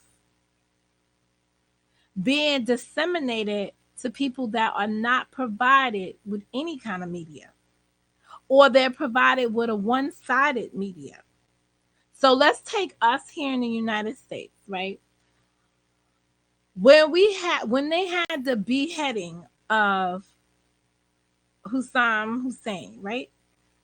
My dumbass, I went to Al Jazeera TV to watch it because nobody, and I was all into Fox back then when that happened, nobody would air his execution but Al Jazeera. And I went there to watch it because I needed to see his head pop the fuck off for myself. For me to believe that they found this man in a fucking hole somewhere. That this was the richest man in a country. Like I could not believe that this man was that powerful and he was reduced to living in a hole in the ground, hiding out from the American troops. I couldn't believe it. So I had to see it for myself. So what we were being presented with, because that's the only side of the fence that I had, to me was the lie. And I had to go to the propaganda, which was whatever they was putting out at Al Jazeera, to see the truth. So to me, it depends on what the propaganda is, how it's weighed. So that's why when he made a distinction between propaganda and lies, I'm trying to see what the balance of his statement is. I'm not saying let me just be very clear with everybody in the chat. You don't have to agree with me. You are a thinking being, and conversations go with you stating your position. All I ask is that you be willing to explain it when you put it inside my chat. If I catch it, I want an explanation. And you better be willing to back that up or keep it to yourself. That's it. I don't care if you disagree with me. Your disagreement may open up my eyes to something that I did not see. But you better be willing to explain it and available to explain it. Don't come in here regurgitating somebody else's stuff. Because I ain't regurgitating shit for you. I'm telling you how I feel about something. And I expect you to do the same respectfully. I hope that comes across nicely. They swept the Jenkins case under the rug.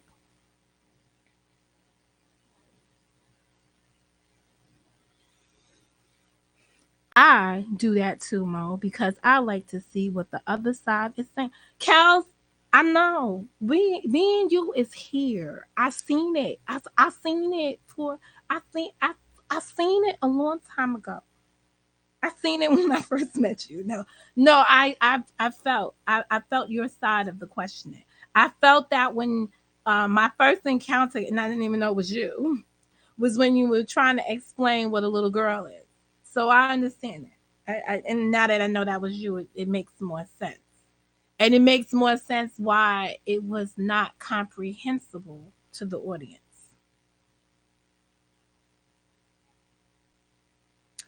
Leotis,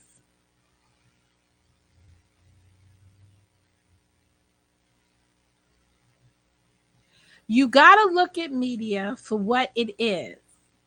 Most of the time, they report propaganda and lies. That's just my opinion.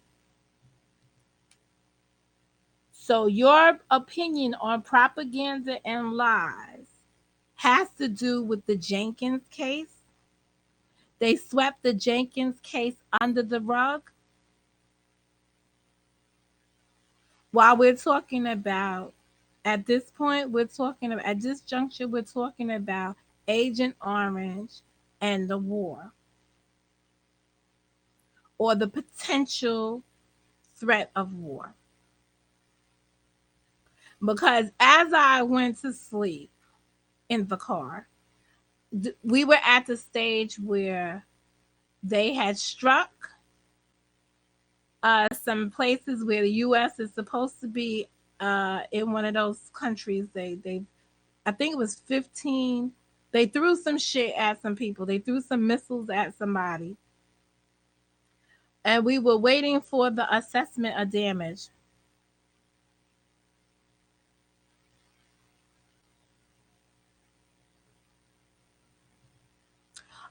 Joy, at the end of the day, only like minds can stick together. Opposites don't attract and stay around. There will always be, if you have a respect for person, they shot at Iraq, but the bases were basically empty. Well, didn't they tell them to get the fuck out?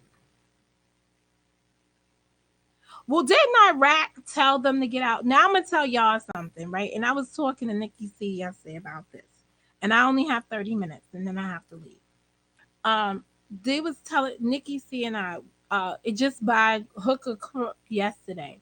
I was watching the secretary. Oh, let me see. Wait, let me see whose press conference that was, because I said I would go back and see. I was watching the secretary of something yesterday. So I don't know what secretary he was.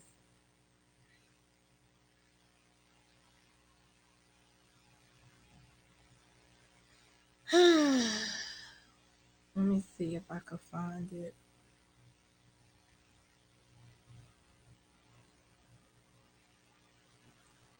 Why is this even in here? I was watching the press conference yesterday. No, you my cousin. You my cousin. You cousin Joy. Joy to the world. You cousin Joy. What are you talking about? No, we just all right, wait a minute. No, we just deployed thousands of LC troops. They did request American troops leave, but most of the parliament abstained from voting because some are enemies to Iran conflict. Okay. The way I see it is a time of reckoning for the US. This is a time for a 2020 vision, a reflection of self. Girl, we dealing with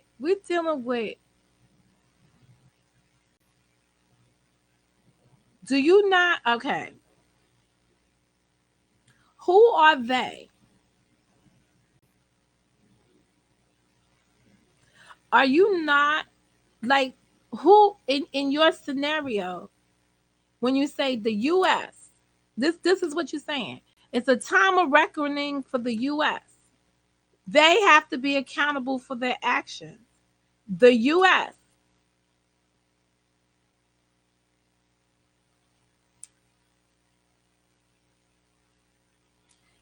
isn't it us? Aren't we the US?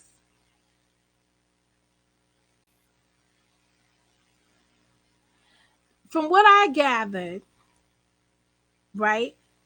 I wasn't born yet when we had Hiroshima. Big bad US, right? Went and built some damn missiles and got into a skirmish with somebody, and we went and we bombed them. And we saw what that tragedy, what the results of that bombing did. So we had Hiroshima. Since that time, everybody was still building their weapons of mass destruction, however which way you want to put it. And then there came a time when everybody has these weapons of mass destruction, right? Where any shit can go wrong. I mean, this part is my opinion. Anything can go wrong. We can have a natural disaster, whatever those look like, come out, and your ass has done built these weapons of mass destruction, and you could end up killing your own people by a natural disaster occurring. So now these people have engaged. That's my opinion part of it. Now back to the what might be that's my opinion. What into the fact.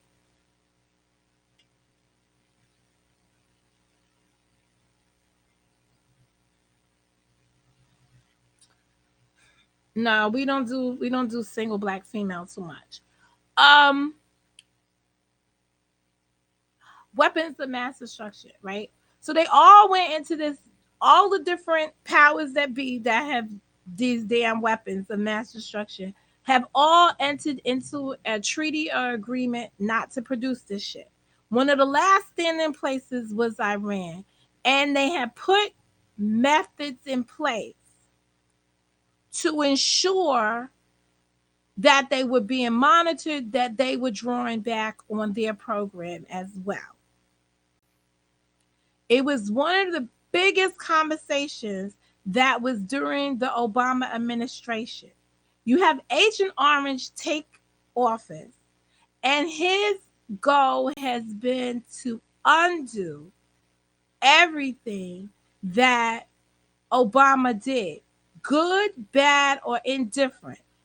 They can't erase Obama's existence. He served 8 goddamn years, and he served them well compared to the situations that they find themselves in, they being people of non-color when they were in a leadership role. And his only goal has been to undo that man's legacy. His legacy, be it 4 years or 8, with somebody else in place making the decisions, similarly to us having Bush Cheney. Because if you look at Bush, thing, the second Bush right now, he looks like a vegetable walking. When you see him sitting next to Michelle Obama, he's like a kid. Come on. This was a man, like he's drawing dog pictures. You thought he was running a country? Figurehead. I'm more convinced now that Dick Cheney was in charge. Reasonable. And that's my rationale for saying I believe Dick Cheney was in charge. And I believe that the Republicans are accustomed to doing that. They are accustomed to making puppets out of people because you can see that they hold positions and they're willing to jeopardize their positions when it doesn't even make any sense to the reasonable person looking and watching them. We've seen them backpedal for power. All that matters to them is power. They will maintain him in office if they can ever control him. The problem is they cannot control Donald Trump because he is still a Democrat. He is walking around in a Republican body on the outside, but he's a Democrat inside. They cannot control him. So they couldn't do the Dick Cheney thing with Pence. But at some point in time, this situation right here reaps Pence all over it to me. The fact that he said he was consulting, he being the president, and all the reports that are coming out of the media, which might be what the propaganda that we're hearing that the person he was consulting with, what the fuck is the dude's name? Um,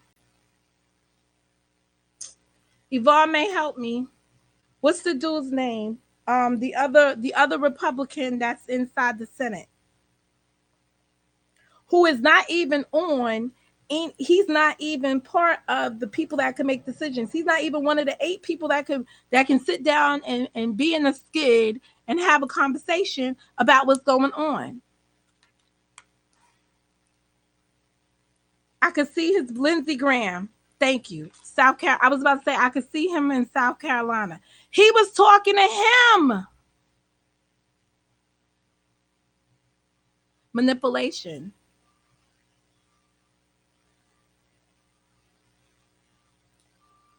Lindsey Graham wasn't for this man 2 years ago. He's all in it now. You know why Lindsey Graham wasn't for this man 2 years ago? Lindsey Graham had a best friend inside the Senate who passed away. He could never, while that man was alive, he was stifled. He may have wanted to. I told y'all I want to go live in South Carolina. Confederate states run this whole shit. Confederate states. The Confederate states. We got a lot of people ground zero in them Confederate states, but we're not making a hell of a difference there. And we really need to shore that up. We need to shore up our votes in those Confederate states. That's where the change is going to come. The change comes out of the only states that took the Union and didn't have a problem.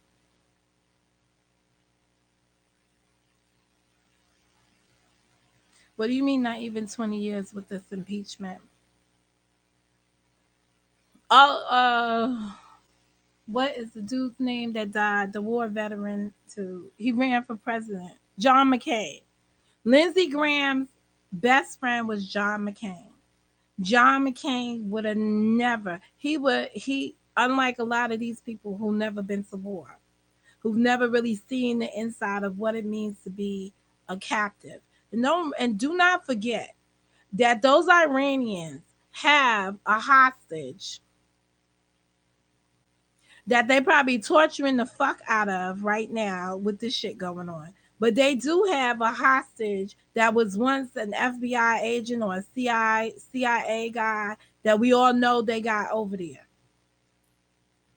And I keep saying, why would they keep him alive? What kind of information did he have privy to? That they negotiated and still can bring him home.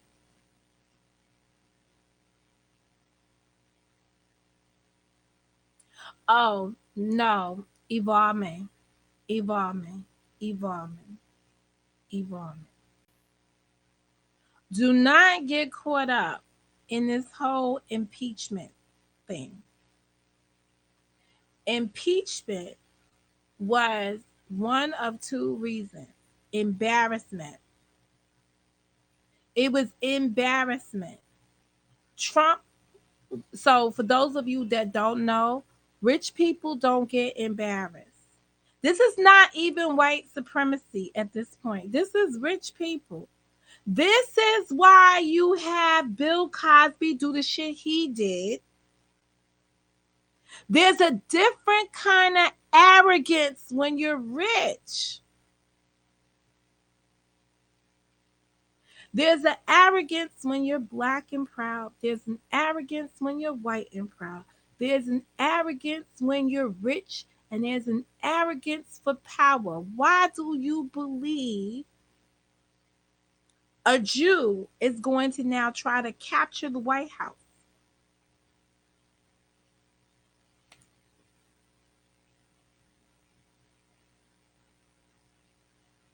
While all of this is going on, we got Bloomberg with his Bloomberg zillions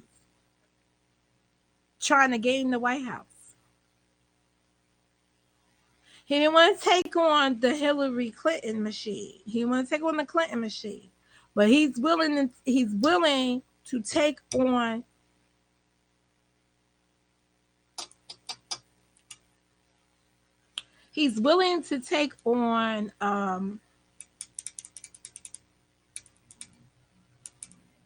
Trump. And for Mr. Leotis Brown, What do you think he's going to give us in terms of information?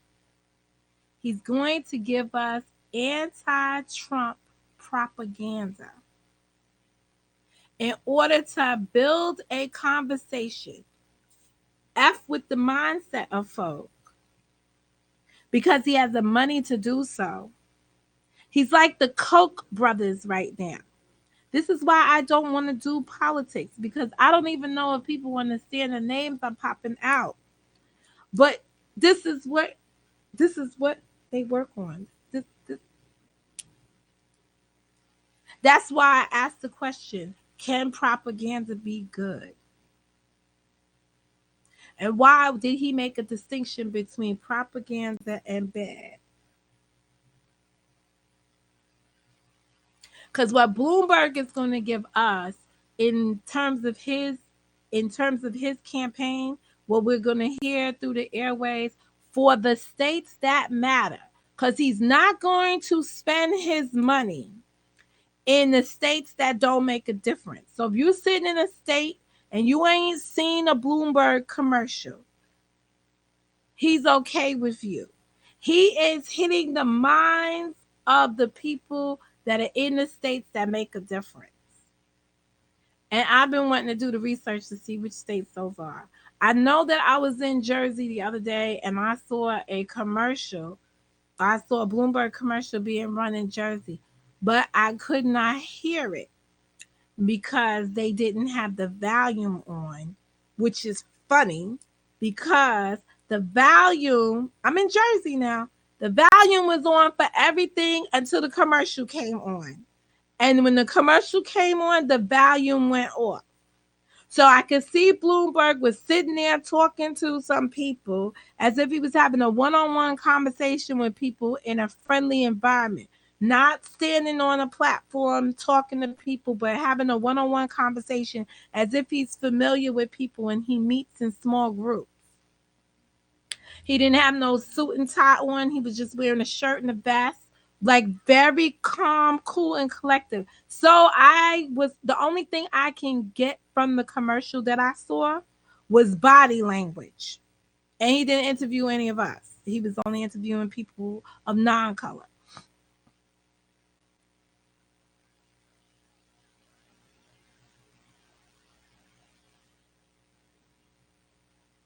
And that's about it.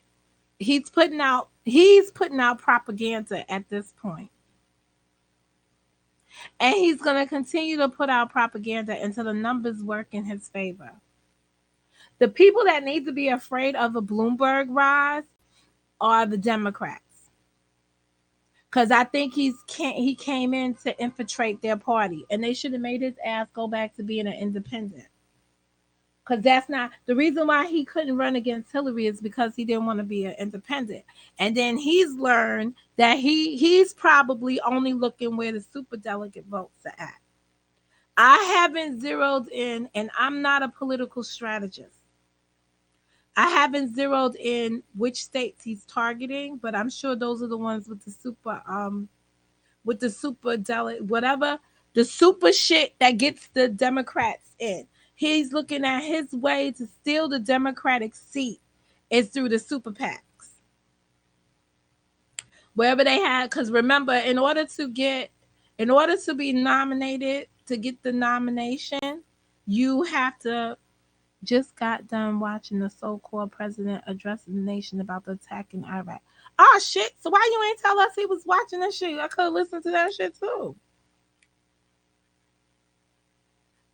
Yeah, it's some super shit. Like remember, cause that was the problem. And Bernie Sanders now he done hurt the Democratic Party. Cause remember, Bernie Sanders was an independent, but he was stealing from Hillary Clinton some of them super votes.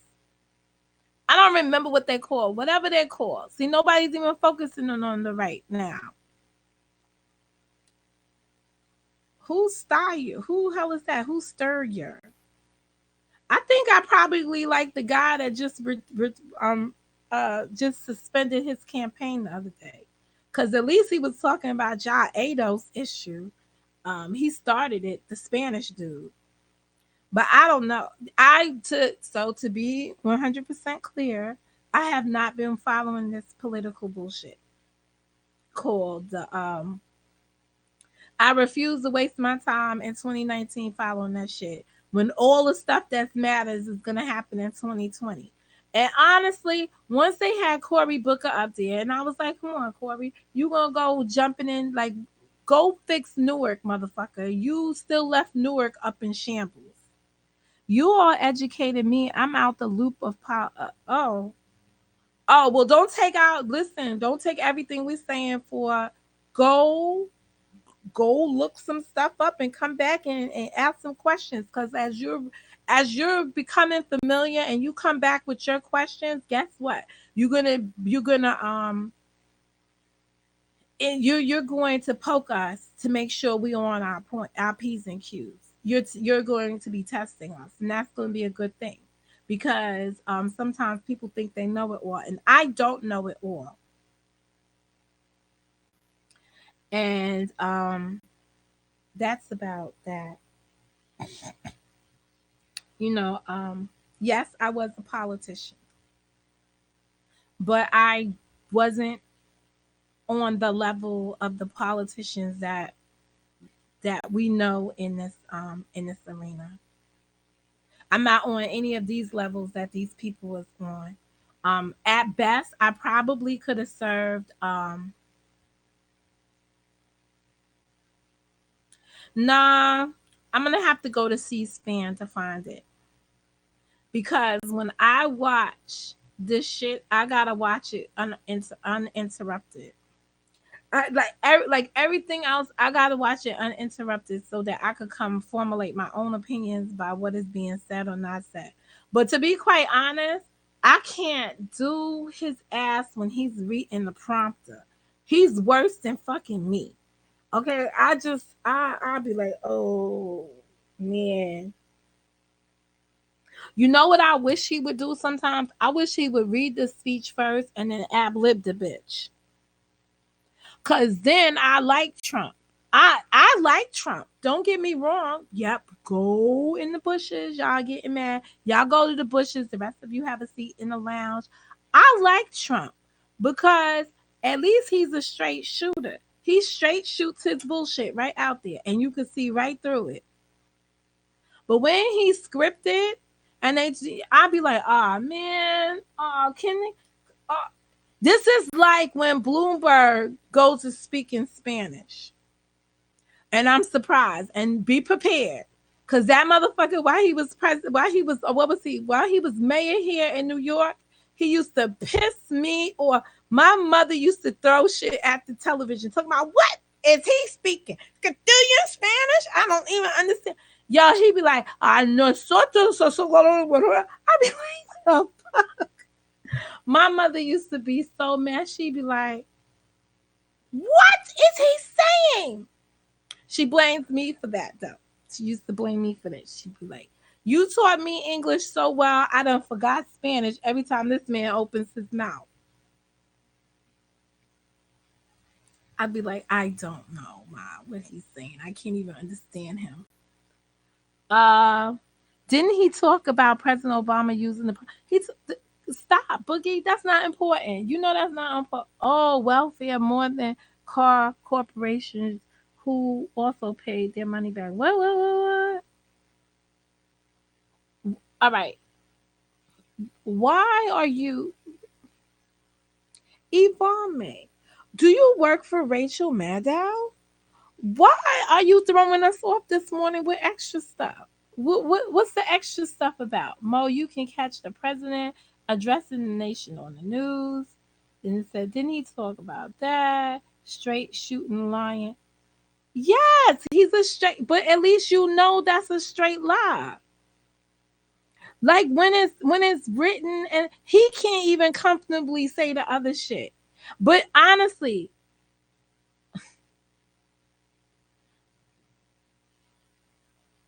all what crap is a distraction? Give me some examples so I can understand what you believe is a distraction. Um,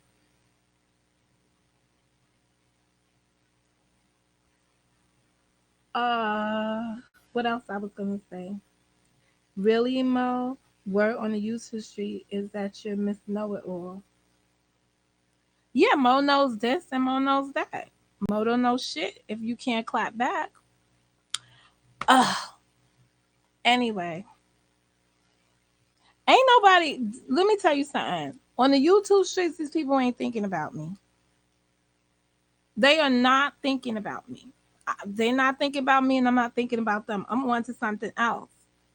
Only when I travel back in their town, sometimes I have to go back into the hood to get repairs or, refresh. Maybe, I got to re up on something. I go back in the hood, and when I re up in the hood, I get caught with shit, you know. But as long as I stay out of there, I'm good. As long as I don't go, there are times, it's an infirmary. There are times I need to go and get my meds, and when I go and get my meds, as I'm waiting for my appointment, I catch a couple of people in there getting their meds on the K unit. Because they allow people, passes to join society. So some people are out on the pass. I fortunately got my doctor's, my clean bill of health, and I moved out. And that's it. But I don't know what the streets are saying, Joy. And honestly, I don't give a damn what the streets are saying.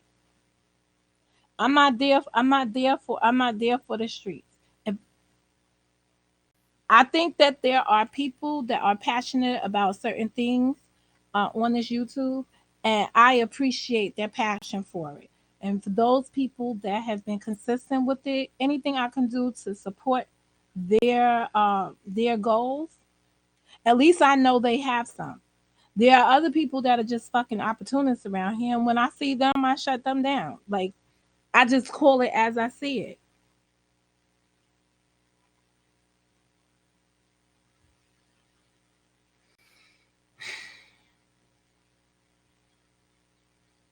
Well, what I could say in respect to breeding grounds, as is written inside the chat, uh, hate is given a lot of nourishment in America. Unfortunately, it is. The land of the free is not so free, and that's unfortunate.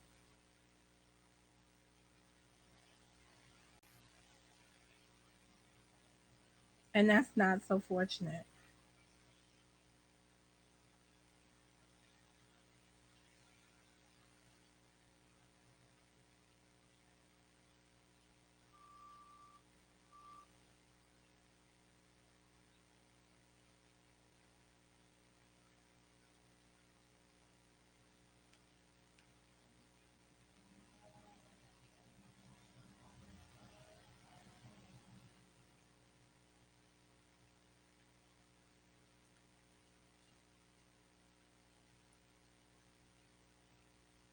Yeah, land of the free is not. It's not so free.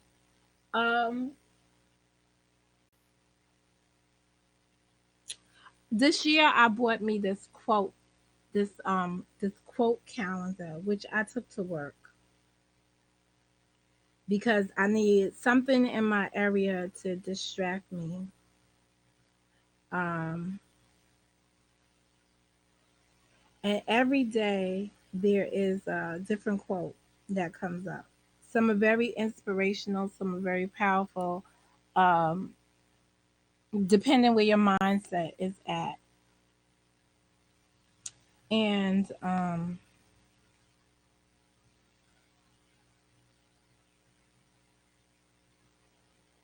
it is what it is. I'm gonna go back to something that Joyce said because I think it means something. Um, just about my own character, and I can only speak towards my own character. I know my experiences, and I know what it means. The same way I could go and walk, the same way I was able to confront. or infiltrate over the weekend that group of people that were protesting. That is because I have an open mind and I'm willing to learn new things. I'm not closed off or self centered. And I don't believe that everything that I feel is the law of the land. It doesn't always govern me. I'm open to new experiences. We all have come to a point where our actions are predicated based on our experiences. So if you came up in a hostile environment, you're more than likely to be hostile.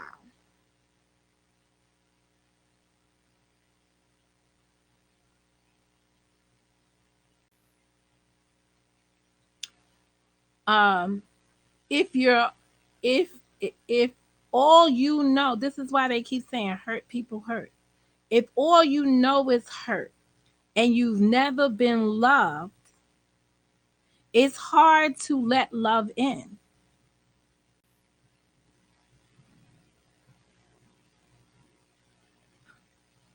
Oh, that was another thing. They had a whole fucking plane crash.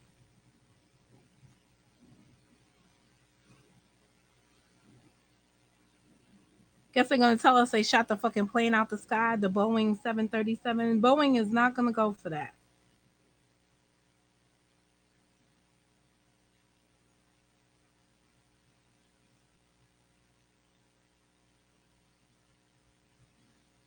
All right, that's what just came through my feed. Um, no, the one that they shot, not they didn't shoot. The one that fell out the air last night. What do you mean was it Canada? Hold on. See, those planes are actually known for falling out the sky. You know, when I worked for my only job that I got a six figures for in my life was when I worked in the airport. I worked for a company and I created the manuals for the seven which ones are the 400s and 800s. So for a Boeing plane, that was my job. And I made sure that we was in compliance with the FCC. And I ran the whole department. And I didn't know a goddamn thing about an airplane. But I I was responsible for retaining the talent to create the manuals and put the information there, the expert matters, but I put it all together. They provided me with the detail, and I prepared the documents, which had to be on all of our airplanes. And we had 400s and 800s were our planes. I don't know if they were 737, 747s, but the models were 400s and 800s. I don't remember because I had the car accident.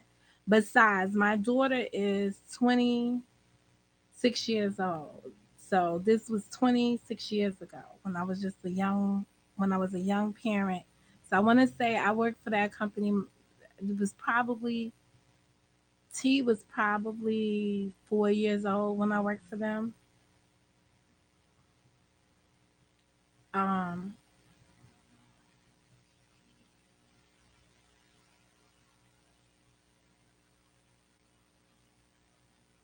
and that's how I met. That's when it don't matter, but yeah, those people pay a lot of money. They pay a lot of money, and they paid for it because I have a special needs child, and I got my salary plus my son was in his special program with his special one-on-one person, and none of that came out of my pocket. That all came from my job, um, because I had to spend a lot of hours at work, even including the weekend. I work weekends. I had to go in because they self produced their books too. They didn't send them out to they didn't send their books out to a publication firm, which most people nowadays do. So that's what I did. That was when I was using my graphic art skills.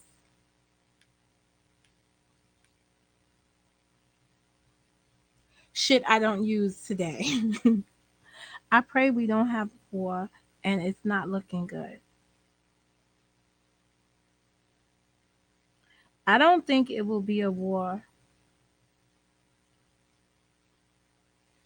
Okay, I believe you said propaganda and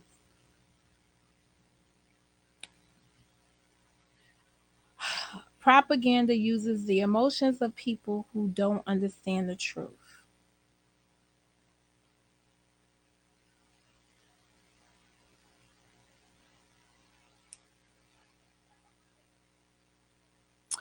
Both propaganda and lies are one and the same, in my opinion.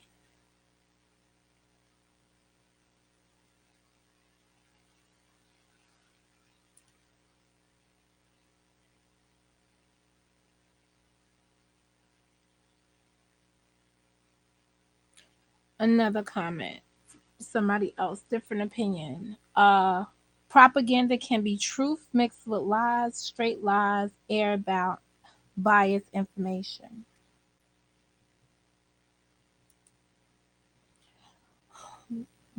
Was it two Canada folks and one other? I can dig it up. Honey lot, it's crazy that we can't get the truth. Okay. I okay. And then he says we're not gonna go to war.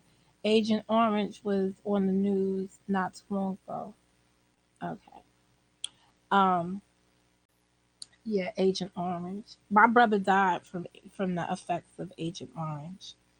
It's so crazy because when I was in my he died in my late teens. I and that was my brother that fought in Vietnam and he succumbed to Agent Orange. I still don't understand what the fuck that was, but he was my favorite brother because out of all the members of my family, me and he were the only light skin in the group, and we took hits from the other people, from the other folks inside my family. But as you could tell, my siblings um, on my father's side are much older than me, and that was my favorite brother. And he died from the effects of Agent Orange. So it wasn't very hard for me to relate to this dude and call him Agent Orange.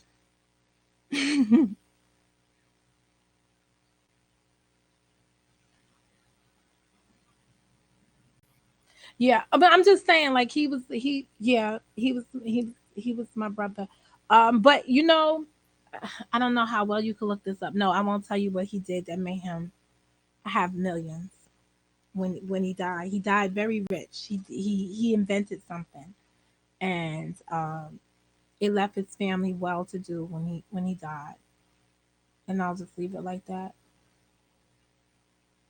I think they still use this stuff today, but I've always dubbed this president, this dude, uh, Agent Orange, back in the Central Park case when he brought his big dumbass out and was speaking on that. I've always considered him to be Agent Orange. So it didn't just happen when he got his ass in the White House for me. So just letting y'all know that his history of being a jackass to me comes from when he was here in New York. Agent Orange was in Vietnam between 1960 and 1970. Yeah, I'll have to look to see how old my brother, how much older he was to me. Um, because I had three brothers, and each brother died. One died of drug use, and my dad put his ass in Pottersfield. And I remember my sisters being very upset because when we went to the cemetery, they told us that they could not put a stone on his thing because he was in there with other people. And my sisters were so mad at my father, and my father was like, I love my father. He was like, he was on this earth roaming with strangers. He could spend the rest of eternity fucking around with strangers. I said, and, and he didn't hesitate. He said, Mimi, let's go. I was like, oops, gotta go. And they had a name. I was Manzu. That shit was just a thing. And the survivors won a lawsuit from the government, which the government has never paid and is appealing until the survivors die as well. That is true. That is definitely true. But my brother invented something and he sold the pattern to it. And that's how he had like this, this big funeral, and he left his family well. He left them, his wife and the kids well off. Um, and I like to say that today I see his invention in I was like, that was a no brainer. It was like sometimes when people invent shit, you be like, damn, that's a no brainer. You should have invented that.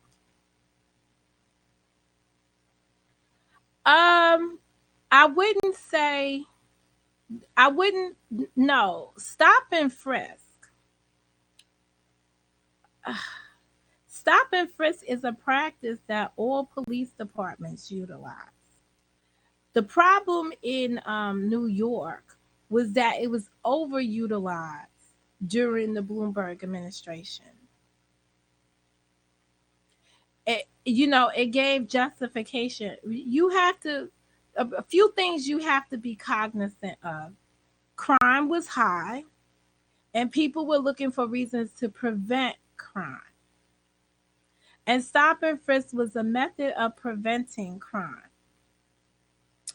But it infringed on a person's right to just be, just be walking free. But I don't want to deflect right now. I got time to talk about Bloomberg. I could talk about when I supported Bloomberg to when I participated in the lawsuit against them. I could tell you that Bloomberg took a third term for himself and then passed the law that nobody else, advocated for the law that nobody should have more than 2 terms in office because he understood how detrimental his third term was to A, his legacy, but B, New York City. You know, he got in because of 9/11 and what his potential could have been in business uh in dealing with the whole 9/11 site. What we quickly learned though was that it got caught up in red tape and shit. But I will tell you, Bloomberg is a statistics dude. And he is the type of person that is a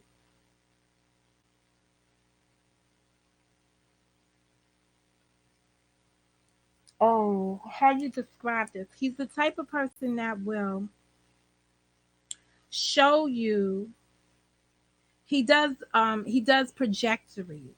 So he will do something in a small group. And based on his analytics that he pulls from what happened in that small test group, pilots, they had a name for it. He did everything in small groups. And then he went and he the next year rolled it out to the whole group as a whole. So everything he does in test groups with a test study, pilot groups, little small cohorts, and then he expands it out the next year, and the next cycle is just spread worldwide if he believes that it works. He so where he's built the Bloomberg, like he's sitting here and the head of the, I was trading goes through the Bloomberg system. Like the stock market and everything, like the things he's going to have to, if you believe that Trump got in without disclosing his business shit and getting away with it, let's see what Bloomberg would want to do. Because when he was here in New York, right, he took no salary. He took the dollar salary. So he took no salary from New York. But the benefits to business that he was able to negotiate outweighed everything. See, I don't know if Trump is taking a salary as the president right now, but the benefits to his personal business is what the problem is that uh Trump was allowed to get away with. Having seen how Trump was able to manipulate it, Bloomberg is probably going to enjoy that lifestyle of of not having to disclose his personal,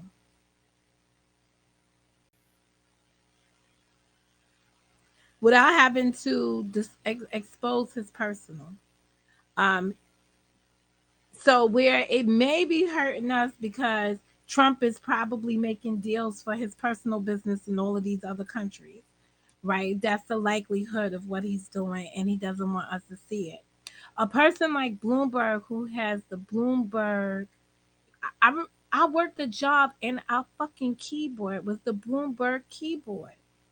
In order to trade and to pull the trades, we have a special keyboard. This the Bloomberg keyboard. Fuck, you have your own keyboard to manipulate your website, the whole Bloomberg system. You're going through his system that he created.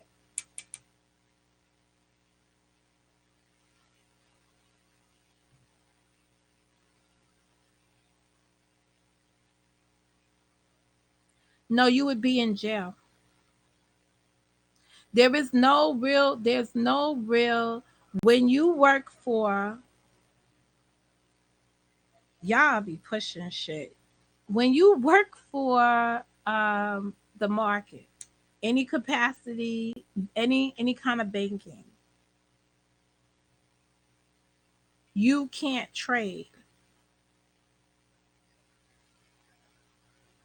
You have to trade. You can only trade through, you can't openly trade. Is what I'm saying. And you can only trade through uh, um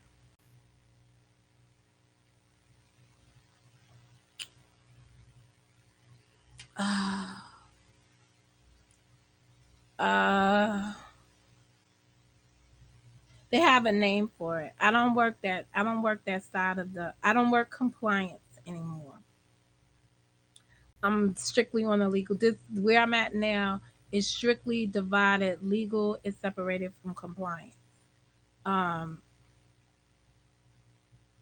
yes, but it's a broker, but it's driven by the broker. You don't have any say in the trades that the broker's doing. And they monitor your investment accounts. So like I work where I work at, everything that I invest in um outside of the company's 401k, the private investment package that I have is managed, it's self-direct, it's not self-directed. That's what it is. So I have an account with like Fidelity that's not self-directed. I cannot do any I can't make any changes to it at all. And Fidelity manages it. And monthly Fidelity submits to my employer the status of my trades. So I can't change it. I can't arbitrarily change it. Right. Well, you don't work for banking. You don't work in finance. If you worked in finance, you would not be able to do self-directed trades without losing your job and or being arrested because that's a violation of that's a violation of an act. So you cannot do that. And if so, check this out. So, like your spouse and stuff, you have to report their holdings as well, where they trade at. But they do, because the system is so sophisticated now. If you have anomalies where people are trading and it looks like they may have traded based on insider information, they're able to detect it in the system. They might not detect it tomorrow, but they do detect it when they do when they analyze the trades, and they do that on a monthly and a quarterly basis. And they pick up anomalies, and they look to see who made the trade and who made the deals, especially if it's weird, or it's a sophisticated algorithm like we have here at YouTube. There's an algorithm that detects that, and it's thing again. Now I spent 10 years on the side of that because I had to watch trades, but um I can't tell you how that moves anymore because I had the car accident. And that was in that when I worked that job for 12 years, that's where I was, and I was in compliance, and I dealt with the insider trading and trades. How they I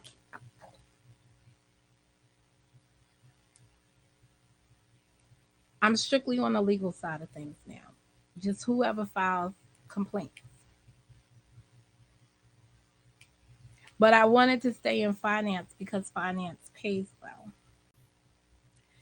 They're normally generous when it comes down to bonuses and stuff like that. They don't look for the same kind of criteria as you would have in other sectors. They believe in everybody having money. That's how they do things. Government official was charged for inside information, telling his circle to sell.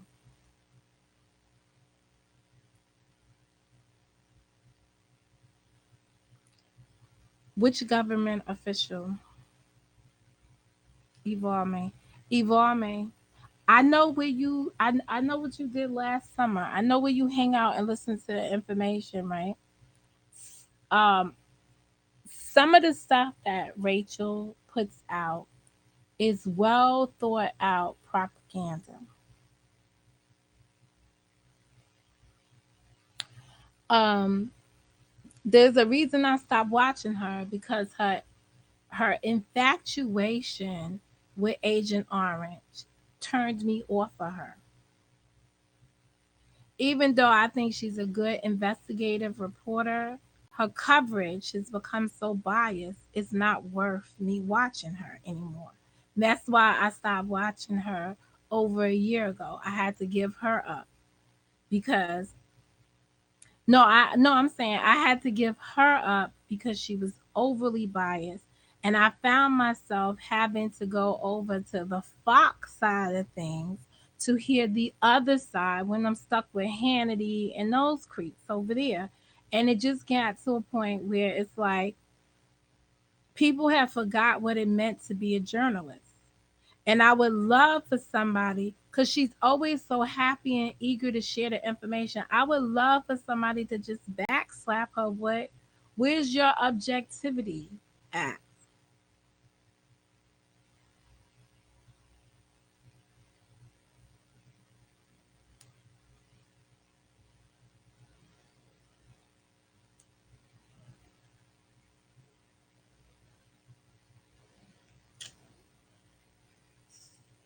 I'm not interested in that.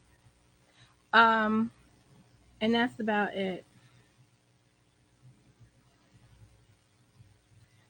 I don't know where the plane fell out the sky, but last night it came through the feed. Some plane fell out the sky. I got too much stuff in my history. Let me just see. McConnell rolls out Trump trial plan without witnesses, and the Democrats are mad. Um, World headlines, January 7th. Trump backed down on the threats after being contradicted by members.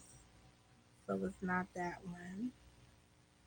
I didn't listen to those. Iraqi strikes Iran strikes Iraqi military bases home to U.S. troops.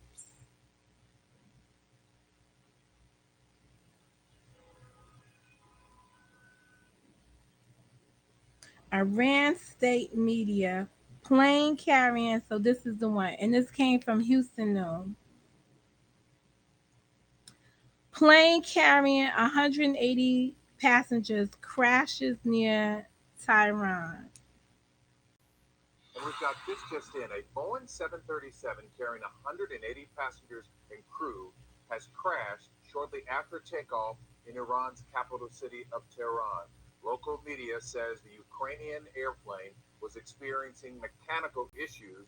No word on any injuries so far. Again, 180 members of the passengers and crew on board. As soon as we learn more, we'll get you an update.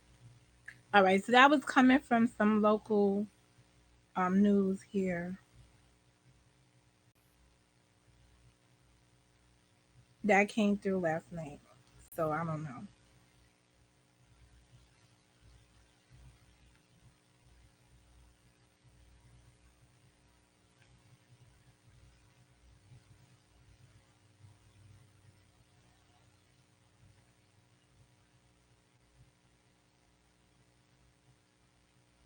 So where they struck at, they were Iraqi military bases that were home to U.S. troops.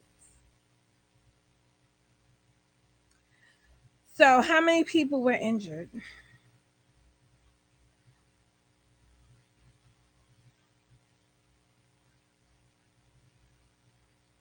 And you know what's going to happen is you're going to hear people now say if there were no casualties in the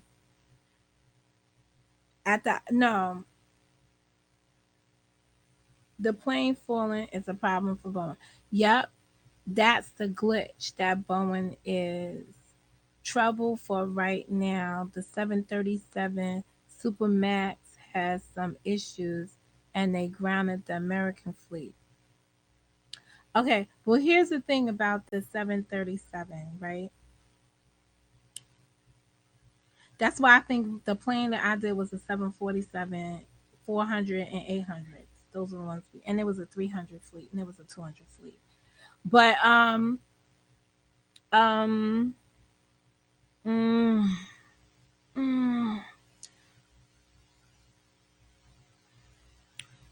the question becomes how old is the plane? Because at sometimes these people be working these planes forever and a day. Um, I gotta go. But what's this other thing? I was gonna look up. Oh, smart news.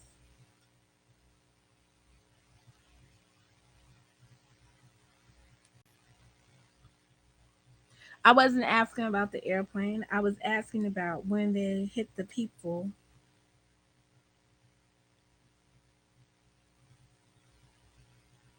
Wow, Wesley Snipes. I thought his ass was still in jail. Hmm. For tax evasion.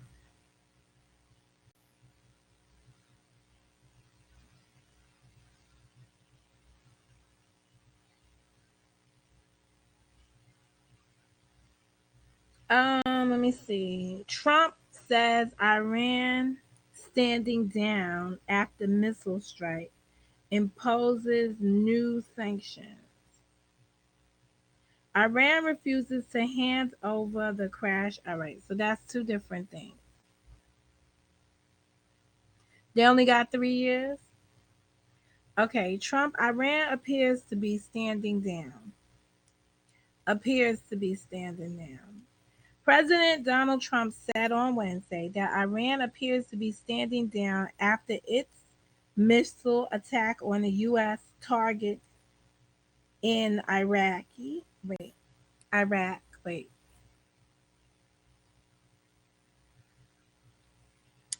President Donald Trump said on Wednesday that Iran appears to be standing down after its missile attack on U.S. targets in Iraq and he vowed to keep up the pressure to Tehran with punishing new economic sanctions.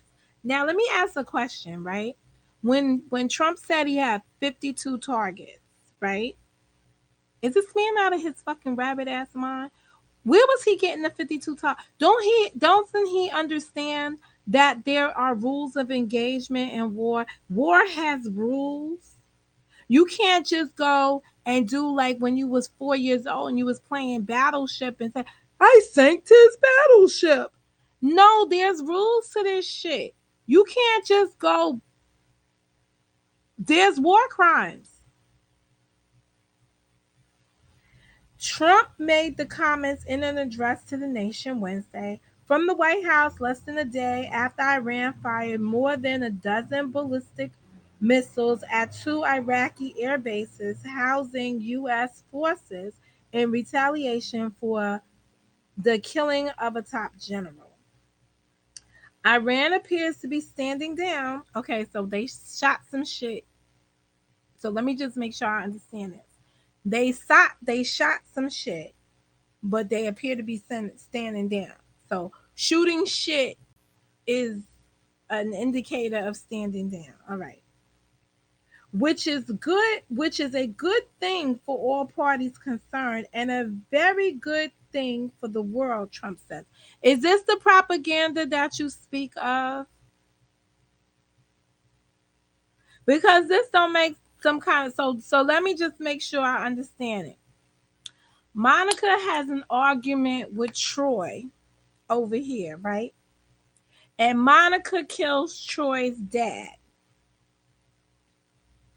And Troy shoots back at Monica's family while they're visiting in Afghanistan somewhere, right?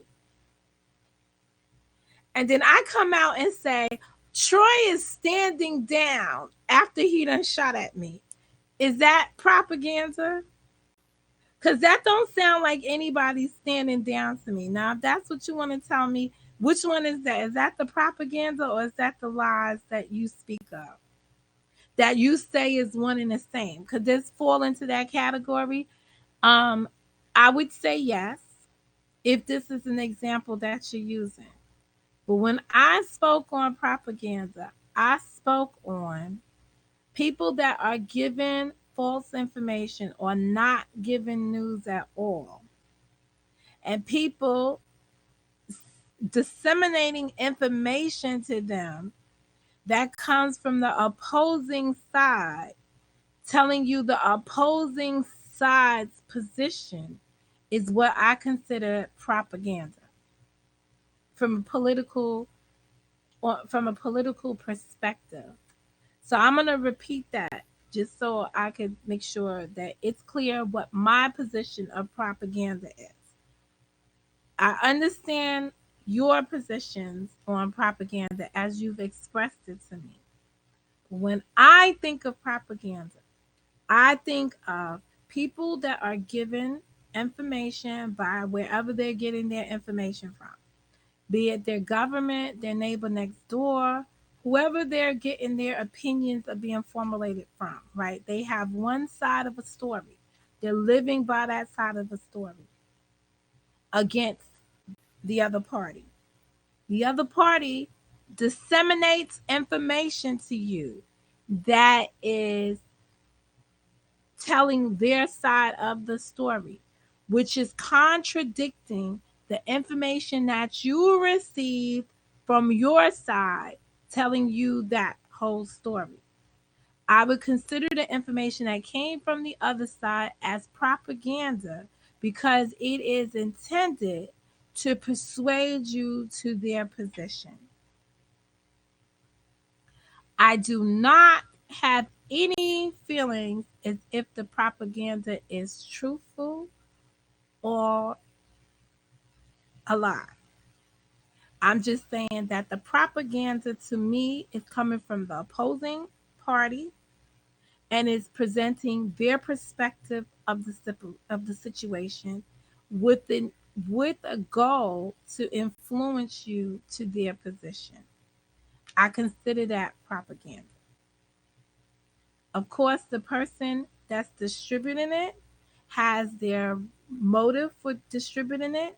It may be the truth from their perspective that they're trying to get the other person to see, or it could be a lie, misinformation from it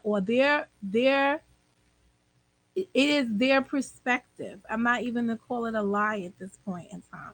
I'm going to call it their perspective and trying to persuade you to their perspective, period.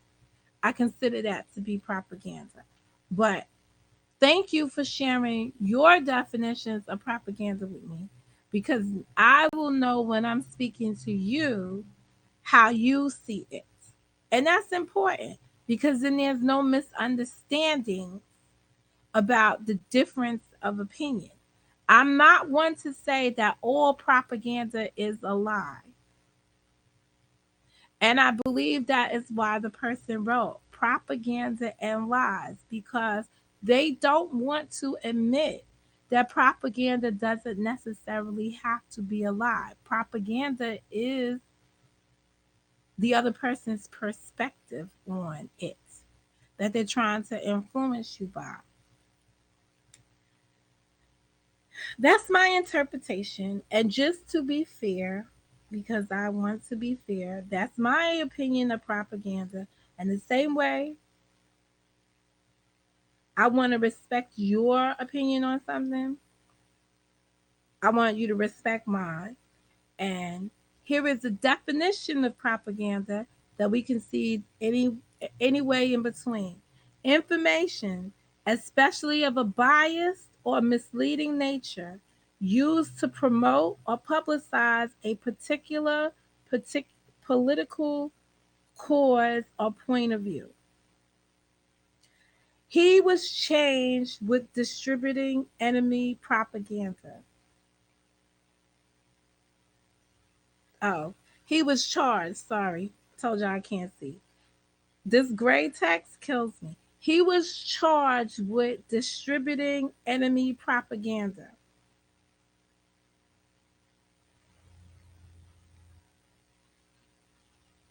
So it's information, especially of a biased or misleading nature. So biased is that person's perspective or a lie used to promote or publicize a particular political cause or point of view. See, the ors get you in that because it could be that or the other thing. Between the F-22 Raptors, the drones, and satellite imagery, it's hard for some people to attack without notice. Correct, correct, correct, correct. This is not Pearl Harbor where people are just flying around and coming to your shit.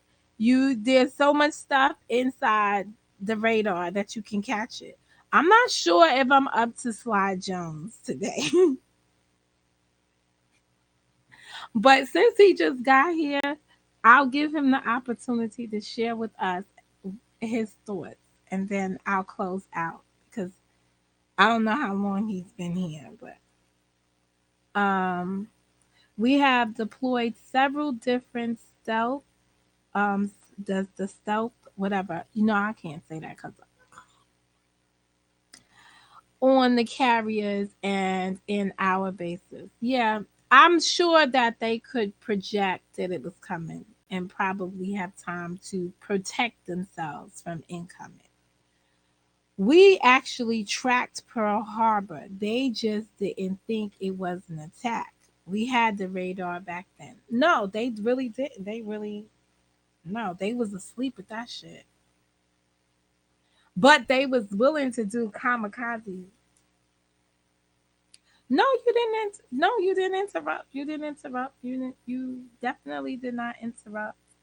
Um, we were just talking about. We're closing out on propaganda. Well, no, we're closing out a discussion on Agent Orange um, attack. Are we going to war? What does this look like, basically? It comes off the other another conversation. There's two conversations that started. The main focus was me talking about folks that the difference between an activist and an advocate, and people self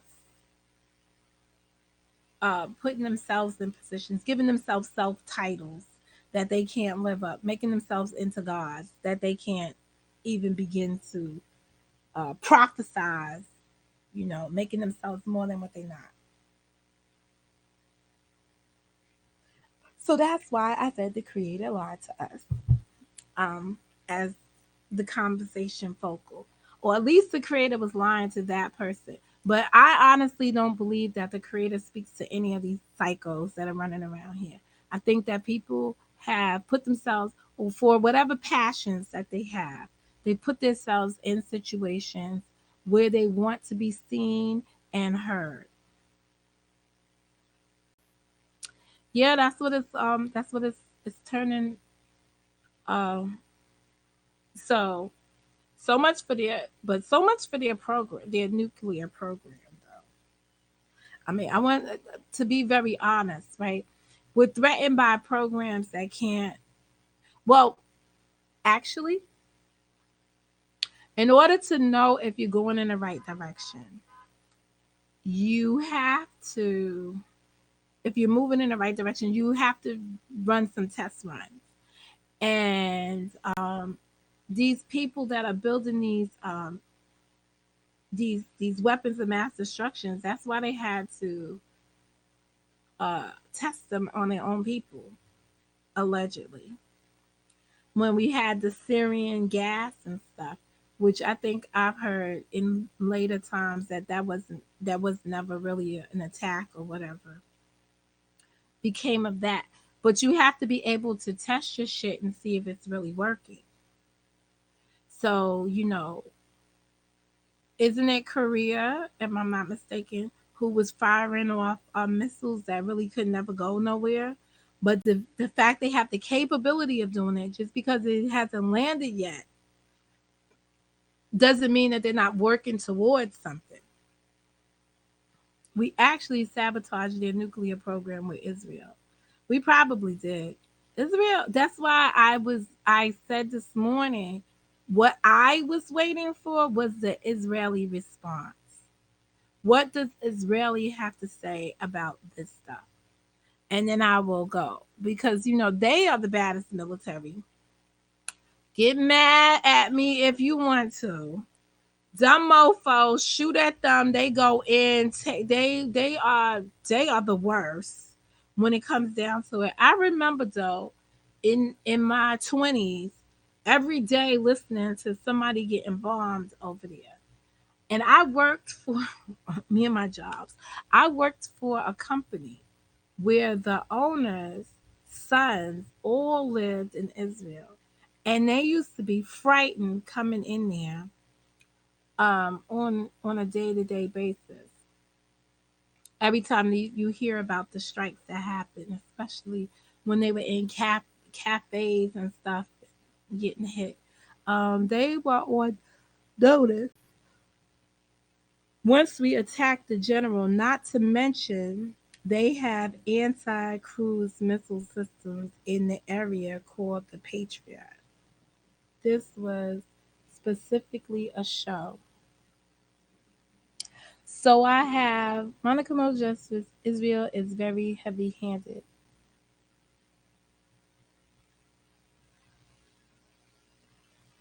Yo, Leotis.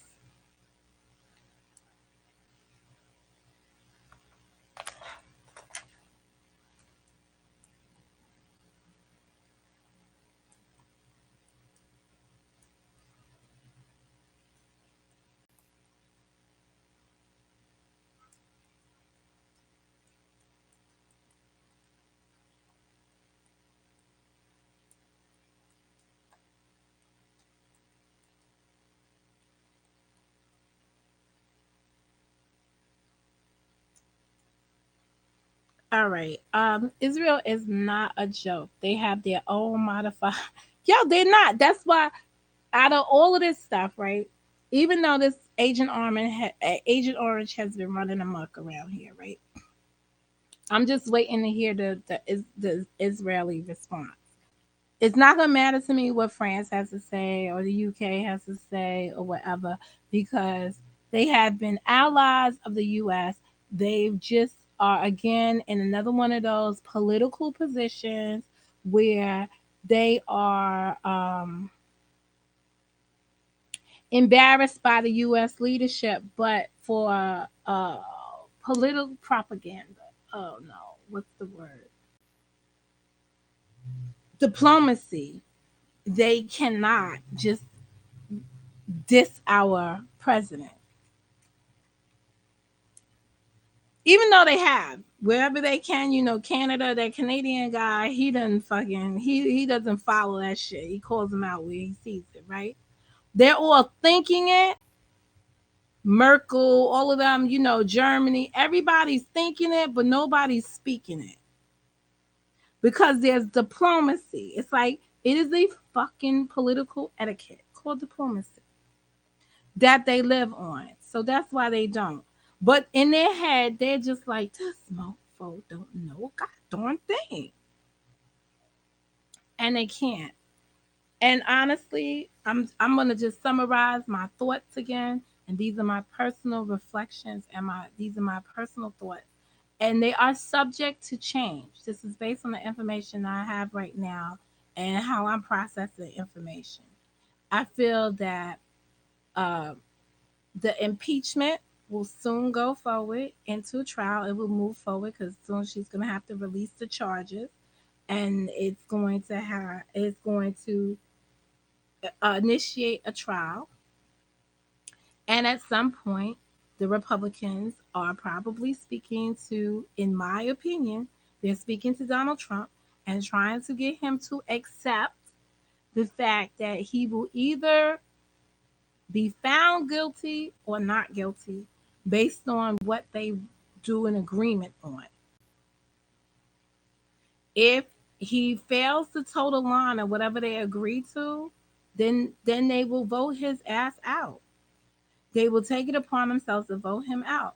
But the weird thing about it is that they're going to look at their numbers in the meantime because they're not afraid of fucking Trump. Just so everybody know, they are not afraid of Agent Orange. They are afraid of the 33% that voted for him. They're afraid of that voter base. That is what we have working against us as people of color. They're not afraid of our voter base. They count it, they count it in or they count it out, but they're not afraid to lose it. Those people are afraid of that 33%. The rest of the Republican Party is afraid of Donald Trump's base. They're not afraid of him at all. They're afraid of the people that voted him into office. And as long as they say afraid of the people that voted him into office, they will walk on eggshells. How about that one? Around his situation because they don't want to upset that voter base. That's that's the bottom line. It's intimidating or fracturing that voter base. They need to seem as cooperative as possible so that those people that voted for Trump will maintain a vote for them. That's basically it. But they will work out something with him. Eventually, they will work out something with him because something's got to give. But he is not the type of person that you can actually browbeat into anything, into any kind of agreement. So, and I honestly feel my gut says to me that Trump did not do this Iran thing. This is a Pence move. This is discussions with people like Pence, people like we said his name earlier, Lindsey Graham. This is that type of Republican action. This is all they ever do. This is all the power they ever wanted. This is what they drive for. And having Trump in trouble, he may have shook some hands with some people, and this was the distraction that they were looking for. Bolton just said he would testify. Look, he looks like fucking. He looks like the crazy dude from coming. What was the movie with Michael J. Fox and he had the nutty fucking professor? Come on, the dude looks like a nutcase sitting. Oh, Jesus!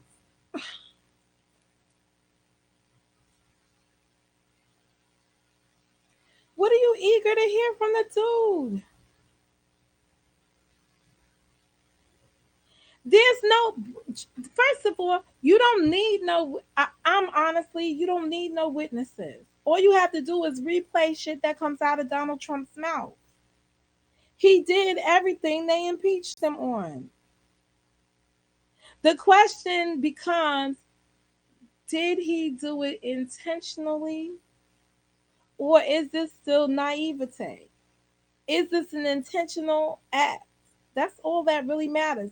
And it depends on what the letter of the impeachment. What See, the bottom line is,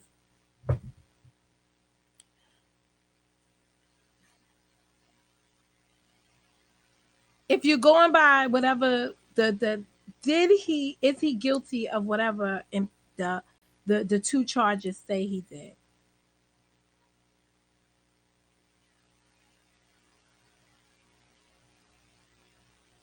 This is most definitely a war plan and strategic advancement he was pushing for a while. Yes, but where did he get that thought processes from? Whose strategic plan is he initiating? Is he now backed up in the corner that he went back to the Republican Party and now he is carrying out what they want him to do?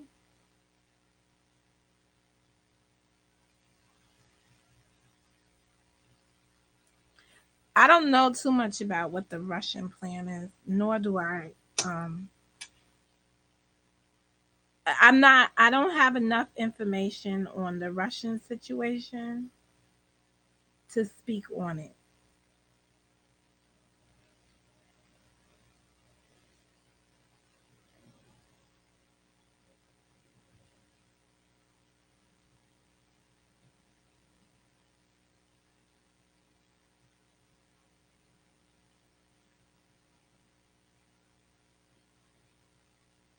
Yeah, that's why I said he got himself impeached and then he went back and these are these negotiations that are this post impeachment. You do what we ask you to do and we will not impeach you and have you removed from office. Those are the deals being worked out behind the scenes. That is why he's executing the plans that he's executing, in my opinion.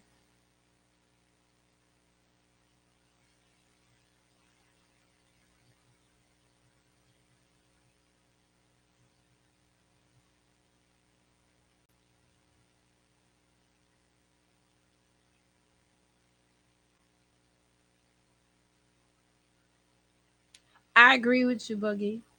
That I agree with you. I'm just wondering, are you going to be able to keep that video up, depending on how you state it? Titling and everything. But you know, the people are saying that the way YouTube is structured this is through the closed captioning system.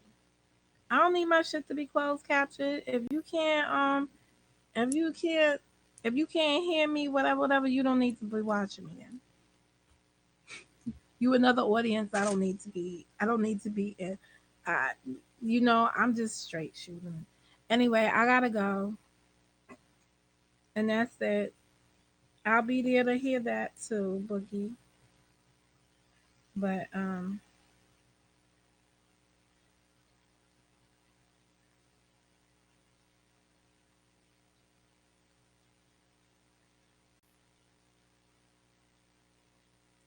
that's it. This is Mo. I've got to go.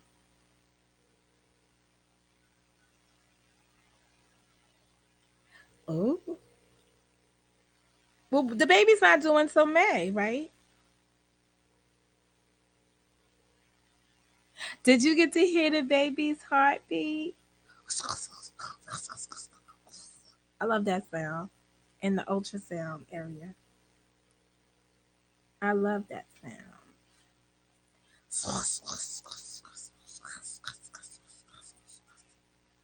I hope everyone has a great day, and I hope that there really wasn't no bad feelings inside the chat. Cause I'm gonna put this on whatever you call that shit that I put it on, so I can go back and review the chat and see if I'm gonna keep the chat in there.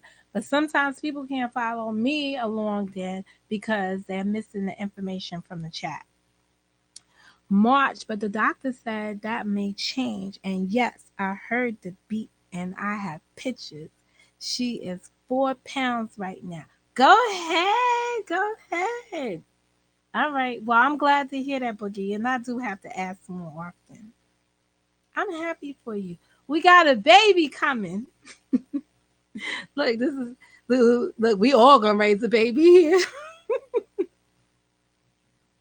New generation for 2020. Wow. Anyway, this is Mo. I'm on the go.